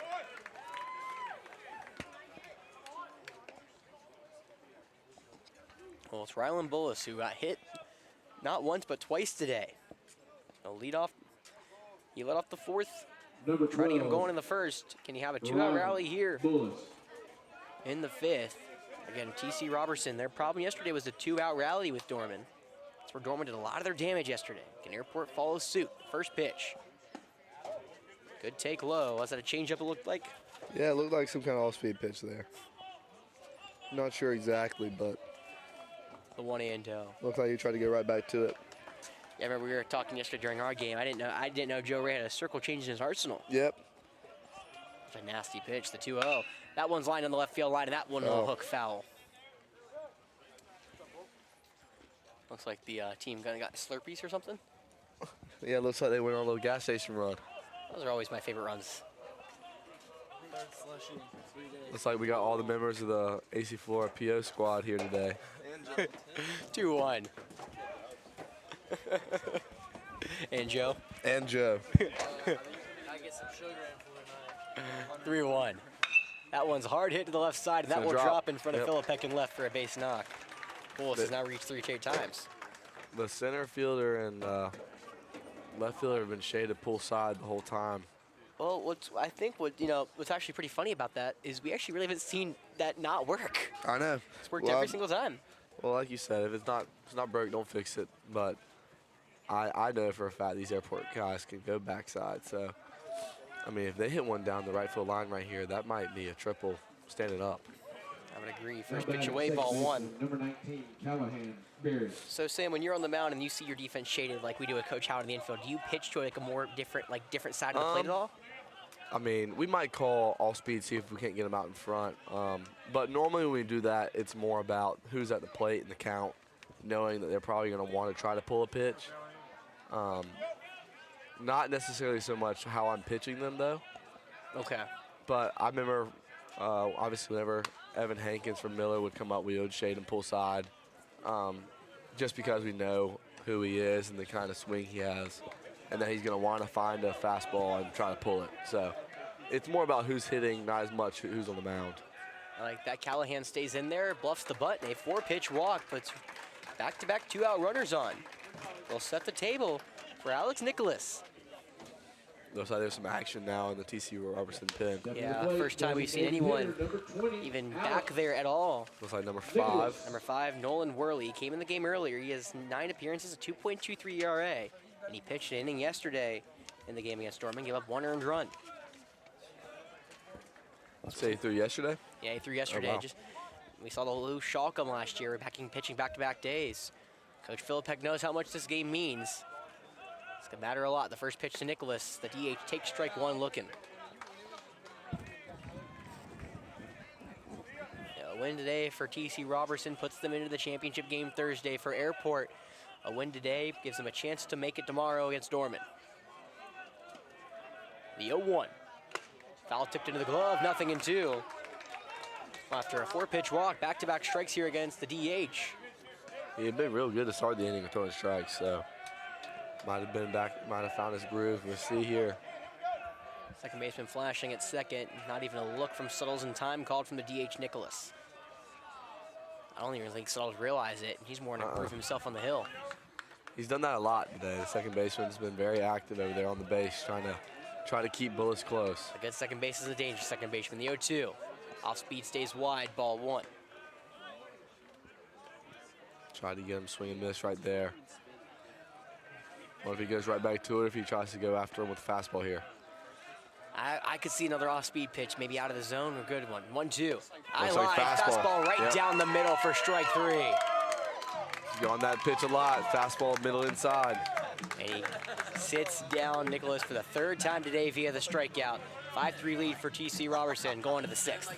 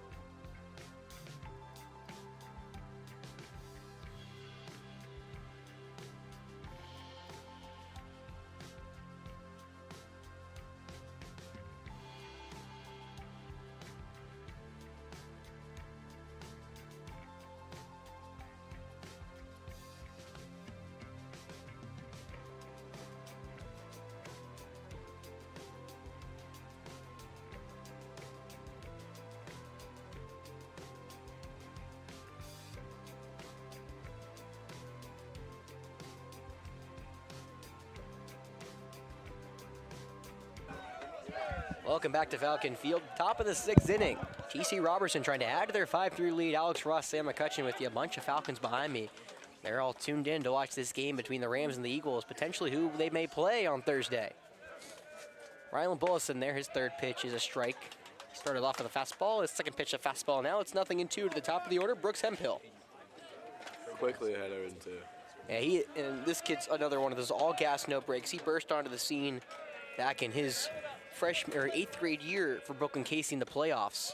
Ball one. I remember we faced him. I think he was either a freshman or he was in 8th grade. He was a freshman that Forest Acres Classic. Yes, I forgot. And he was solid for a freshman facing. We had a pretty good lineup. And right on cue, struck him out swinging. Hemphill goes down on strikes for the first strikeout. For Bullison, the first out here in the 6th. Yes, no, that was the closest game they had in the Forest Acres Classic. A lot because of him. Others believe it was Miller and Dutch Fork put some crooked numbers up on Brooklyn KC later in the week. Well, I mean, it's really impressive to have a freshman be your #1 guy. So, I mean, my favorite story, I talked to Ty Marshall. He was the catcher for that Brooklyn KC that made the upper state champion, or lower state that year, where they lost to Hanahan.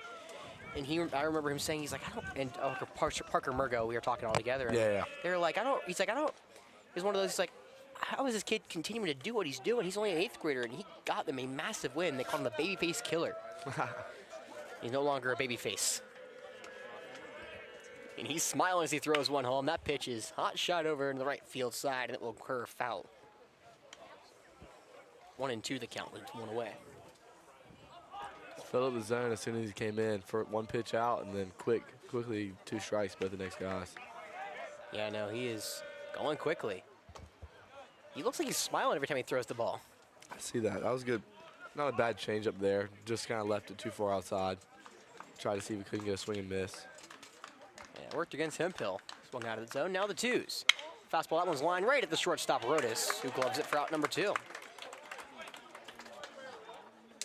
Hadn't seen a ton of hard outs since that first couple innings, but I mean, these guys have been swinging the bats. Number 7. Man, both teams put the ball in play a lot. Not a ton of strikeouts between these two teams. Holt Gaston has yet to go down on the strikes. He's reached off of an error back in the 3rd before he came around to score. This is true. First pitch to the right-hander, misses low, ball 1.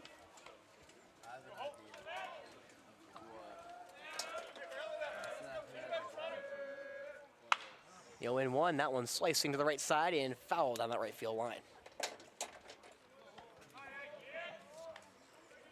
Gaston was on the hill yesterday, the starter for game 1 at TC Roberson, and ended up getting the win against the Cavaliers. Yeah, I saw it through well. He had a great outing against a very incredible lineup. I mean, probably one of the most, every lineup's talented, but that incredibly talented lineup that you faced, or at least you've seen us face, Sam.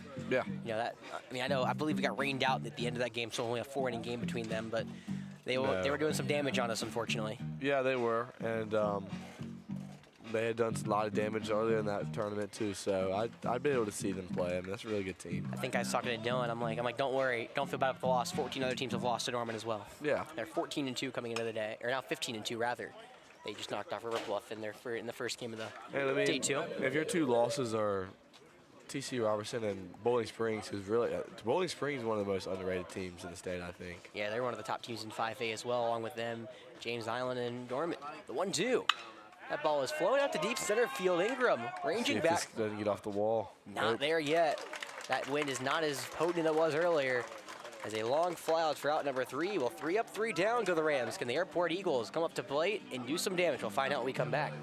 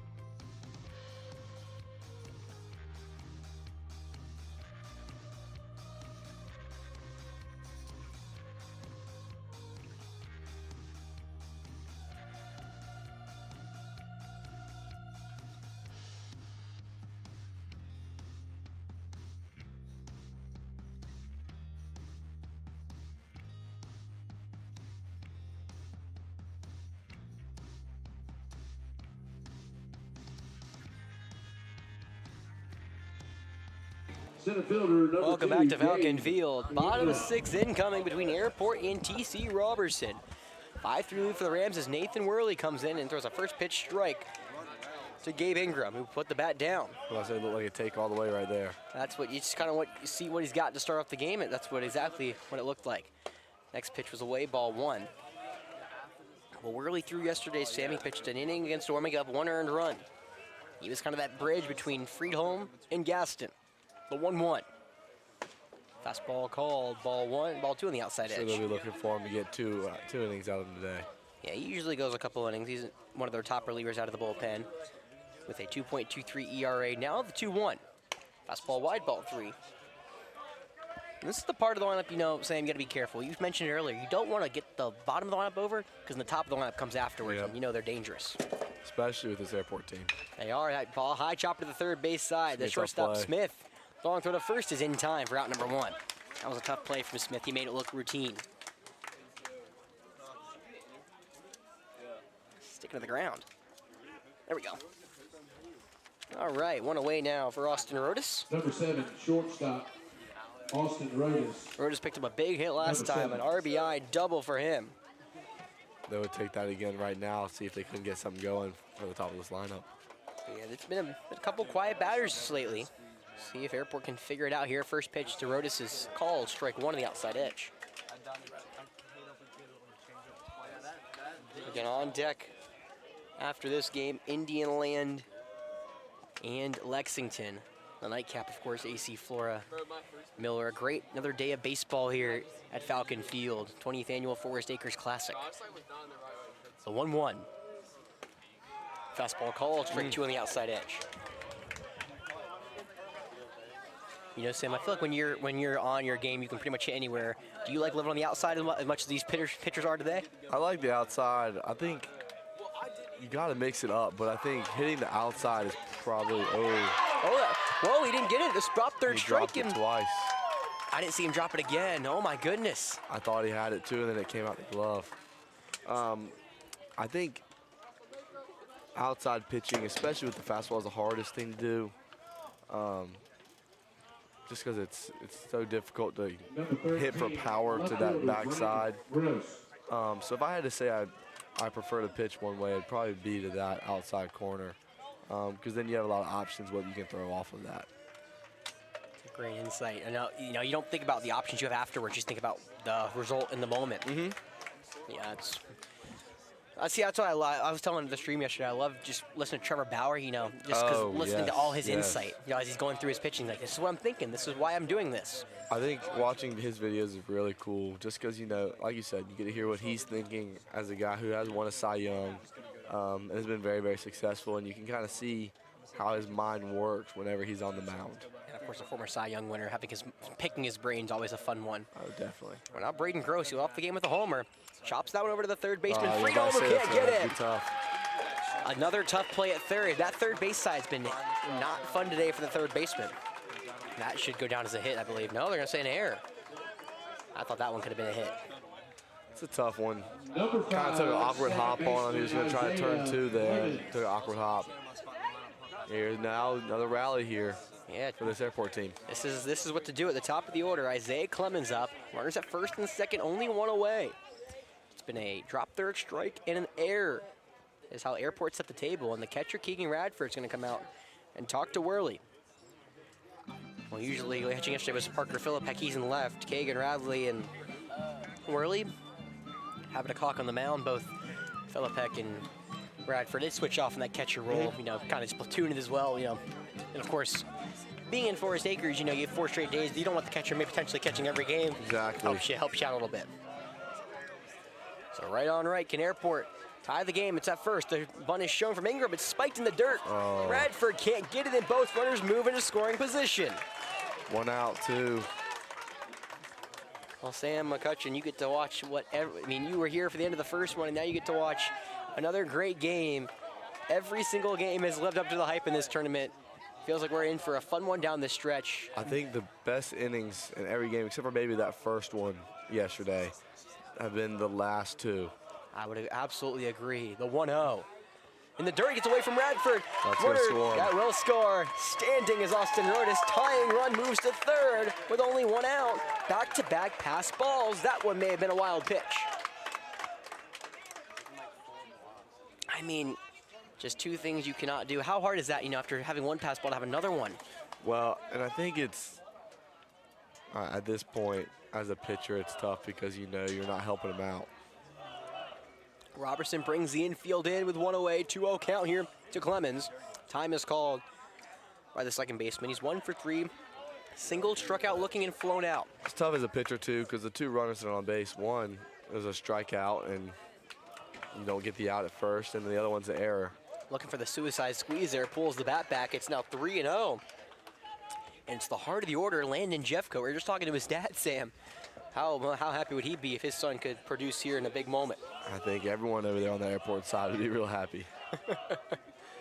Bunt again, and Clemens will watch strike one, hit the outside part of the plate. It's a big pitch there from Worley. He needed that one. Yeah, you don't want to put the guy on base, have the first and third, where you can have a lot of confusion happen. Absolutely, and of course, again, this is the part for Robertson that's scary. 5-4 game, the 3-1. Strike two, looking on the outside edge. Yeah, that one Clemens did not like that one either. I thought that one looked more a strike than the last one, I'll be honest. Yeah, I would agree with you.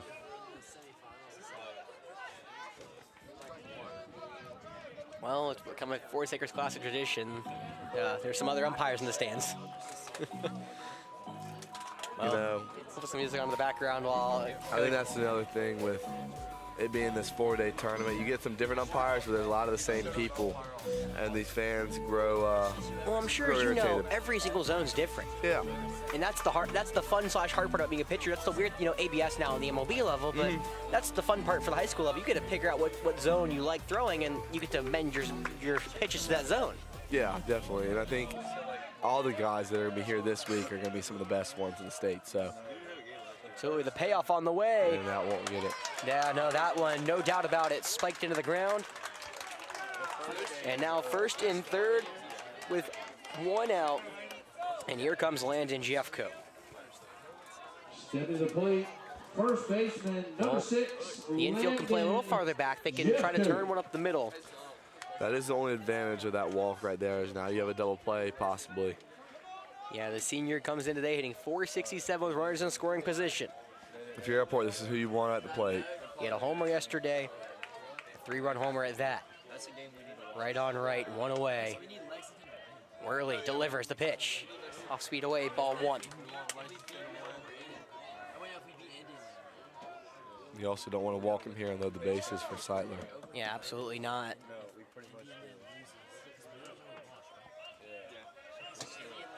Of course, Seitler waiting on deck, the 1-0. Change up low, ball two rather. Because if we beat Miller today and Miller won yesterday, we're guaranteed. Yeah, but it's the same thing when we beat Indian in the morning. 2-0 the pitch. Fastball wide, ball three straight out of the zone. What do you think is going through Worley's mind right now? I don't know. I'm sure he's just trying to find it back, get back in the zone. There's been a lot of up and down this inning. I wonder if Airport's given Jeffcoat the green light here.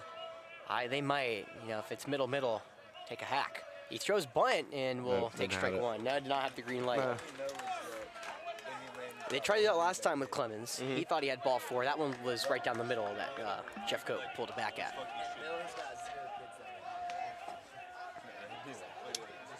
Back at first, not in time. Clemens, can't imagine they put him in motion at all here. No. You don't want to run yourself into an out here. Looks like there's a lefty warming up in the bullpen for TC Roberson. Yeah, new pitcher as well. Get to that number momentarily. It's 3-1 on the way. It's popped into the air, shallow right center field. Hemphill coming on. Drop? Sierra coming back, and it's Hemphill, the center fielder. They'll bluff the steal as Hemphill makes a good throw. I think it's a right decision, though. Yeah. It looked like it was a strong throw from Hemphill, and that is the out you needed for Worley. There's now 2 away. So now it comes to Justin Seitler, hitting .217 with runners in scoring position. He had an RBI yesterday. Can the catcher come up big? It's a big pitch right here, because after this, the lineup starts to get towards the bottom for Airport. And it Looks is like the pitching coach going to come talk to him. yeah, Seaver Worley, that's in the bullpen. I can only imagine related to Nolan Worley. We'll be right back here on Definite Fiction. I'll go talk to the pitcher.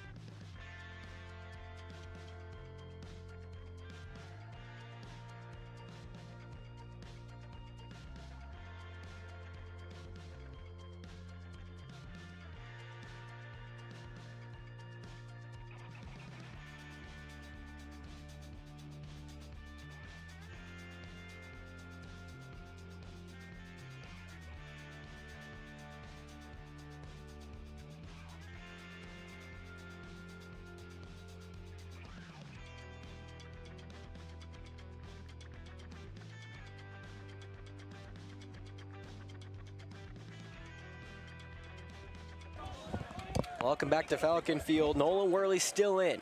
Tying run at third, 90 feet away. It's Justin Seitler at the dish. First pitch to the CIU commit is a curveball right down the middle for strike one. Well, you getting out a fly at the center, but it was not deep enough to score the runner at third, Braden Gross. Some of the biggest pitch, probably the biggest pitch of the game so far. You know, I feel like I use that term a lot, but I think you're right, Sam. This pitch goes a long way in how this game finishes. Rylan Bullis awaits on deck. He's been very good for Airport tonight as well as reached base 3 times. The 0-1 to the cleanup. Breaking ball in the left-handed box, 1-1. Run scored on a pass ball. Got to make sure.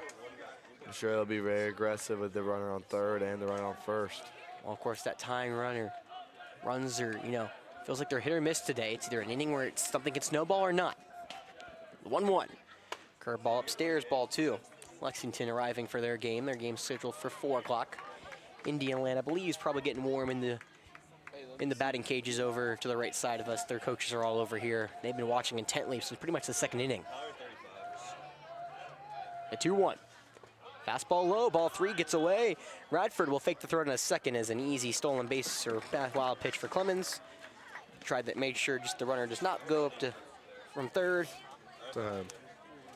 That'll be 3-1 the count. First base is open, but it brings probably the most dangerous hitter so far today, Rylan Bullis, who has been hit by 2 pitches and singled. Worley, the pitch. A 5-pitch walk will load him up. Had a big swing yesterday, too. Yeah, that is correct. A home run yesterday for Rylan Bullis. What does he have in store today? Hitting .353 with runners in scoring position. It's the Brooklyn Casey transfer. Courtesy runner over there at first for the catcher. Number 21. I should have that number somewhere here. I do. It's Cooper Chavis. I do it more. I do mine alphabetical, so it's easier to find people. I do ours by numbers, so I know our numbers. Supposed to do it by numbers, I don't follow suit. Right on right, Worley to Bullis. First pitch. Bullis takes a curveball right over the heart of the plate for strike 1.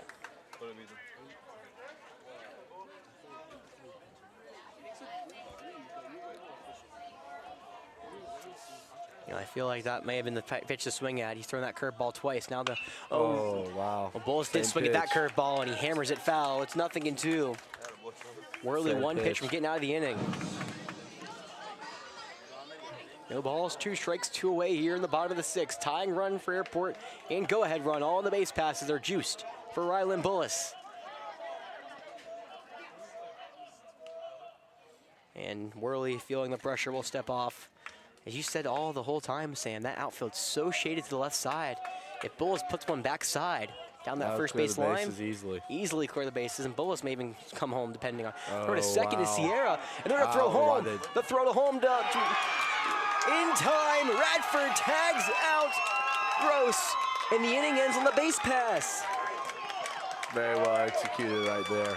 The Sierra, a 1-4-2 put out to end the inning, and we're gonna go to 7, a 5-4 lead for the Rams.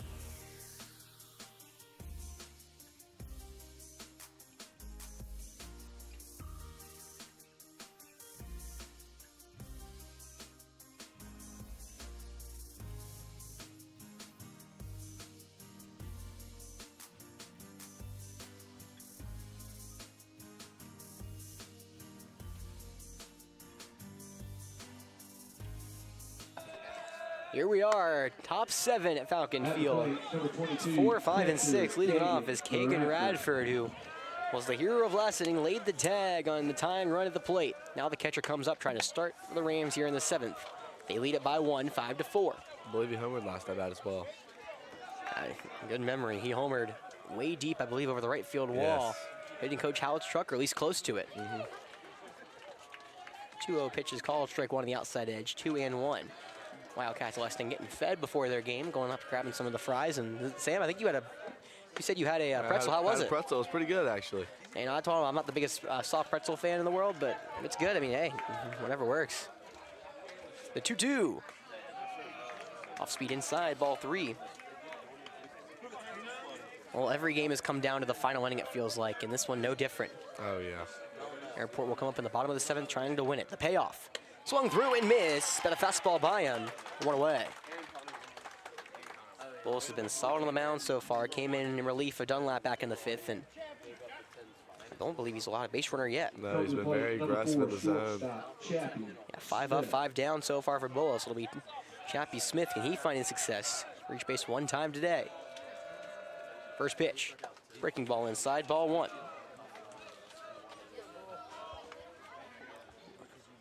The Wildcats elected in there on deck for the game tomorrow. After this, Indian lands their opponent, the 1-0. Fastball's upstairs, ball 2. Of course, AC Flora Miller the nightcap in day 2 of the Forest Acres Classic. 2-0 for Bullis. Fastball low, ball 3. It's been nothing but good games so far today. I mean, it's just been good games this whole tournament. We've been in for a treat. We're not even halfway through. The 3-0. Called strike 1. Breaking ball on the outside part of the plate. And what's at stake here? Airport with a win will have a chance to play for a championship bid tomorrow. The 3-1. Fastball called, strike 2 on the outside edge. For TC Roberson, a win here puts him to the championship game. The payoff. And a check swing to the right side. It'll go foul. TC Roberson, the only team that playing today that has a chance to lock their championship bid up tomorrow. I was talking with some of the players, and I mixed up my teams. Flora has to win the next 2 days to lock up a spot in the chip. The payoff pitch is inside, ball 4. 1 out walk, the first base runner to reach against Bullis. It's a tough pitch right there. Yeah, the only team that is eliminated, River Bluff is eliminated from championship contention. Dorman will at least have a chance to play for a day 2 spot tomorrow. And they'll see if they're paying for second or playing for first. And then, of course, later today we'll find out if Lexington loses. They're also eliminated, I believe. And Dealand with the win can lock up a top 2 spot. Flora with the win can lock up a top 2 spot. Fastball call, strike 1 against Dave Pastustik. So there's still a lot on the line here in these next couple games. And of course, River Bluff will have a big game tomorrow, depending on the result of this one.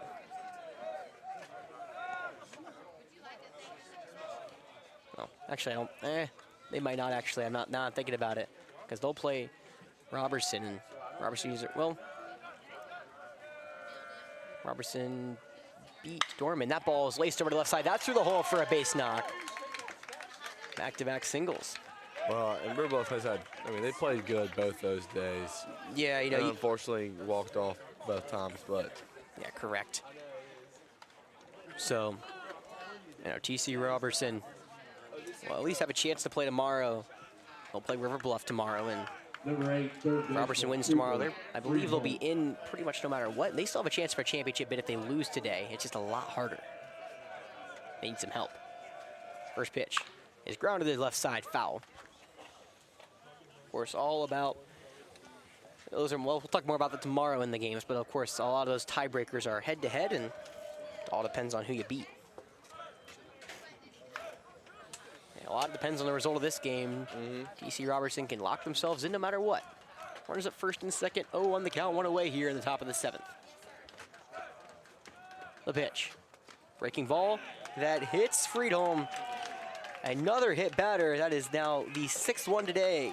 And that loads him up with nobody out. Or 1 out, excuse me. And I believe Coach Bradwell is trying to argue his case about leaning in. Number 3, Nate Blank. Now they're going to talk. The umpire's going to. So you mentioned it earlier, saying with Dunlap, these Airport Eagles feel like TC Roberson is potentially not leaning in, but more kind of, you know what I mean. Yeah, triggering on a swing, and I don't know. That's a tough call to make because they're allowed to trigger their swing and then be hit. But I do understand the frustration. Grab my sunscreen, I'm about to get burned on my arm. See, I remember I only got burnt last year in this thing, so I remember to bring it this time. You know, not trying to get all y'all sprayed behind me, but just enough. That's the only arm that's been out really in the sun right now. Jeff has been nice enough to bring me a tent, so. You've got a nice setup here. He does me well. I get shade. I'll probably grab my sunglasses in the car between games. Well, next game's on deck in about an hour. This game's, we say moving along quickly, but that means it's a slow finish. Well, bases juiced, 1 out here for the 8-hole. Nolan Blanton will stay in the game again. He got hit by a pitch last up time and takes strike 1 looking on the outside edge.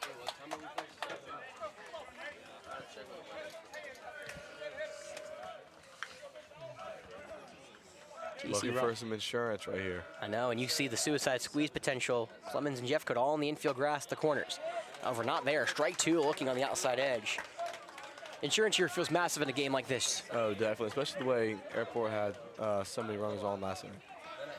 Airport's been threatening, but have not had the big inning they've wanted to yet. The 0-2, wide, ball 1.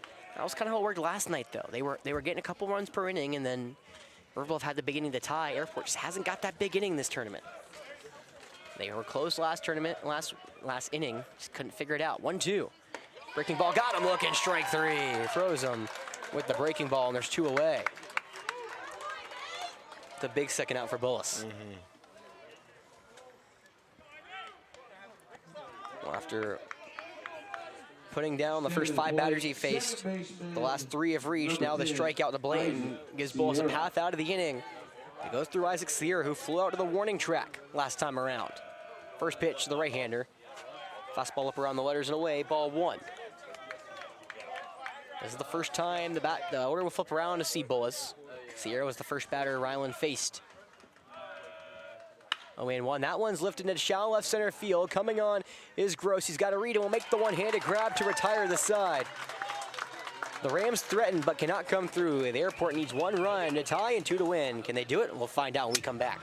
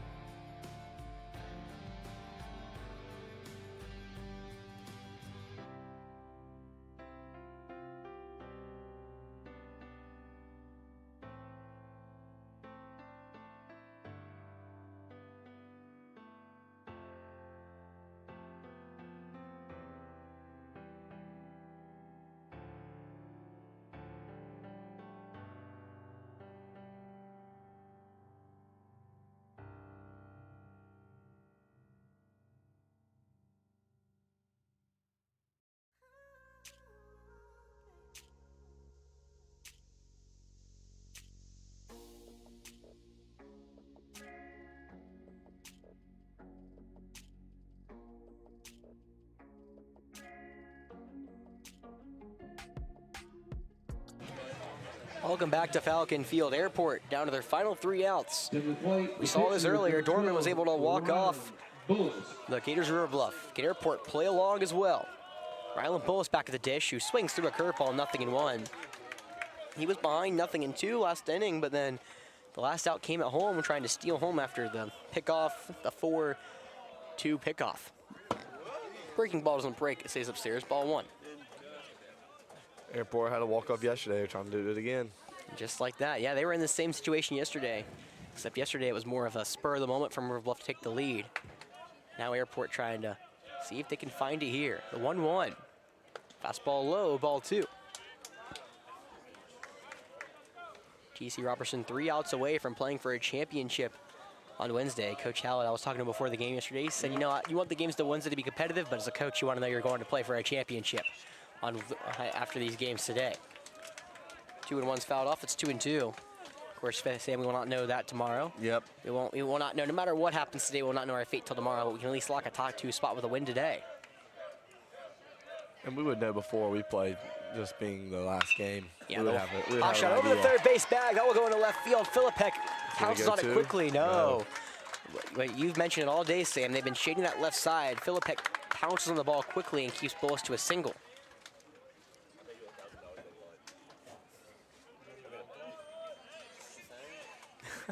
$1,000. Tyler Hernandez is very confident. Do you even have $1,000 to bet?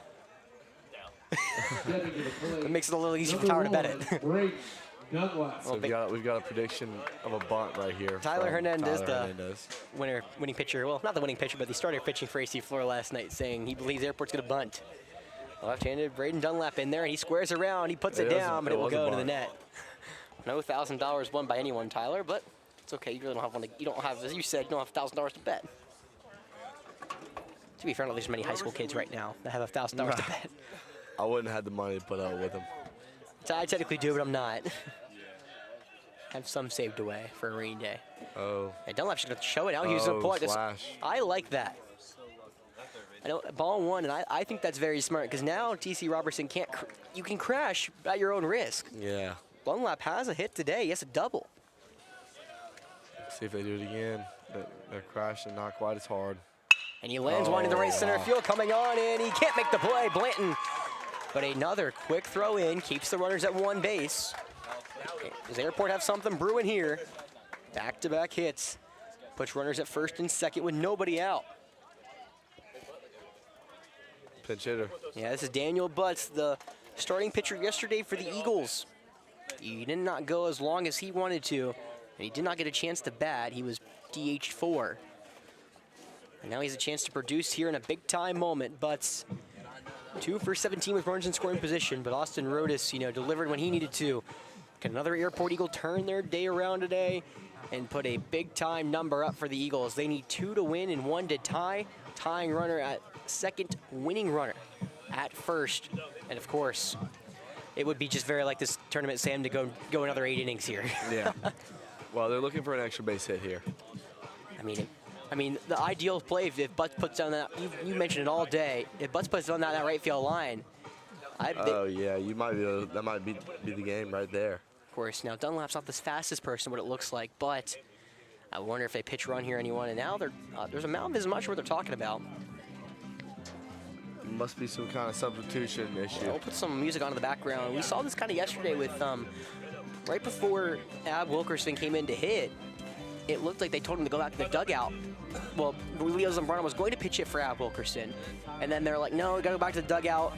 Ab Wilkerson comes in first pitch. Grand slam. That's probably, I have to assume, his high school moment of his life.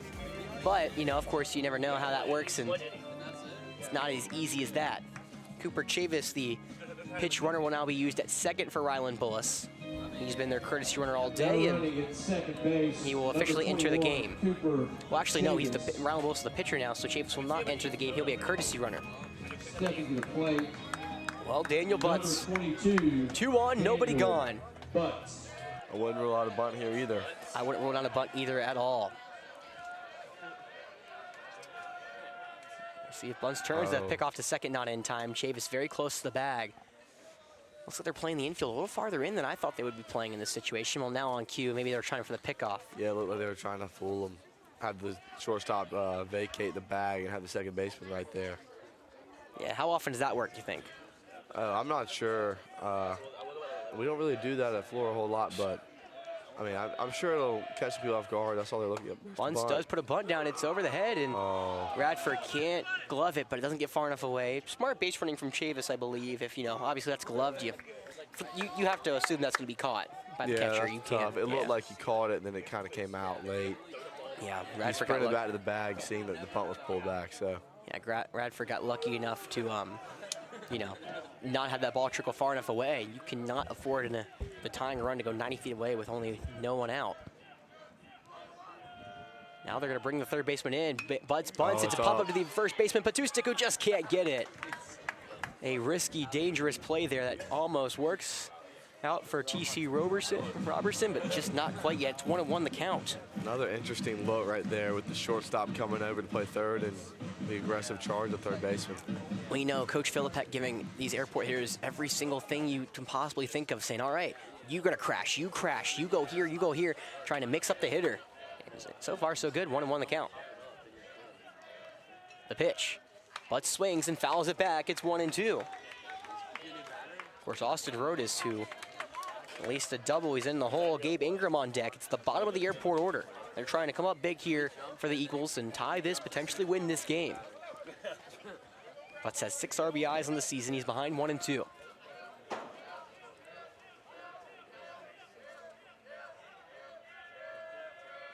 The 1-2 is popped into the air foul. A defensive swing, it looked like, from Butts. Well, Butts does have 3 homers last year as a sophomore. He had 17 RBIs along with that. His Achilles heel, though, the strikeout. He has 12 strikeouts this season and 24 at-bats. He also had 36 last year. Okay. Well, it looks like they're looking for an extra base hit. Correct. There it is. You're all in a sense. Yep. It's either all or nothing. Can Butts deliver the all-in? The 1-2. Breaking balls popped into the air behind home plate. This will reach the press box, I believe. He's done a good job on both those. Fouling them off. Waiting for his pitch. Well, Lexington is right of me. They're having to wait another long time. They've been here for a while waiting to go in to play their game, and a lot of Falcons who don't have to be here till later in the day are all around me, all watching this game with great interest. Time called by Butts to the dish. A lot of these Airport Eagles have bright pink gloves, I've noticed. Butts along with it, black and pink. I do love that combination. Very middle school-esque look. It's like TC Robertson's stopped the work of the bullpen. They might have him ready to come in the game. They might swing and a miss the ball in the dirt. You cannot go to first. It does not matter. It is out number 1. It's a good pitch right there. Well, you've gotten Butts to swing at the last 2 off-speed pitches. You finally get one enough out of the zone that he can't hit it. Step to the plate. And now it's Gabe Ingram. Gabe Ingram. Ingram has laid down a sacrifice bunt today. He's 0 for 2 otherwise. And it will be another pitch hitter here for Airport. This will be Matthew Perry. He came in to pitch hit yesterday. Or actually came in to pitch, yesterday. Putting all their pulling out all their stops right now. Exhausting the dugout. Coach Bradwell knows how big this game is. If TC Roberson wins this one, they will mark their ticket to the championship game on Thursday. If not, all the fun stuff happens tomorrow with all the tiebreakers and everything. Can Matthew Perry deliver now? The left-hander, 0 for 6 in the season, replacing Gabe Ingram. Outfield's more traditional now. Yeah, that's the lefty. They don't want to give him the line now. The first pitch rolls one over, foul to the right side. Well, Perry last year had a .222 average and 3 RBIs. This season, he's 0 for 1 with a runner in scoring position. Only had 6 at-bats, and he has an RBI. Can the sophomore deliver in a big-time spot for the Eagles?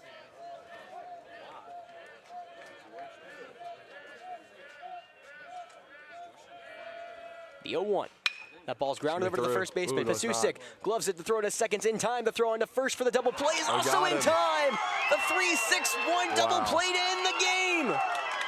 And the Rams, their first time to Forest Acres, will play for a title on Sunday. The defending 4A state champions have another heartbreaking loss here at the Forest Acres Classic.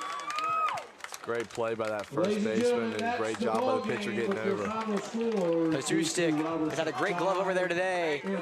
Saves the game for the Rams, and the Eagles, another hard fall here at Forest Acres.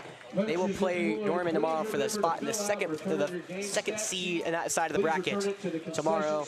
And TC Roberson can kind of chill out and wait to see who they play. Well, we're on deck bracket B, Sam. I know we'll be watching this one, next one with great intensity as well. Indian Land, Lexington on deck. We'll see you there.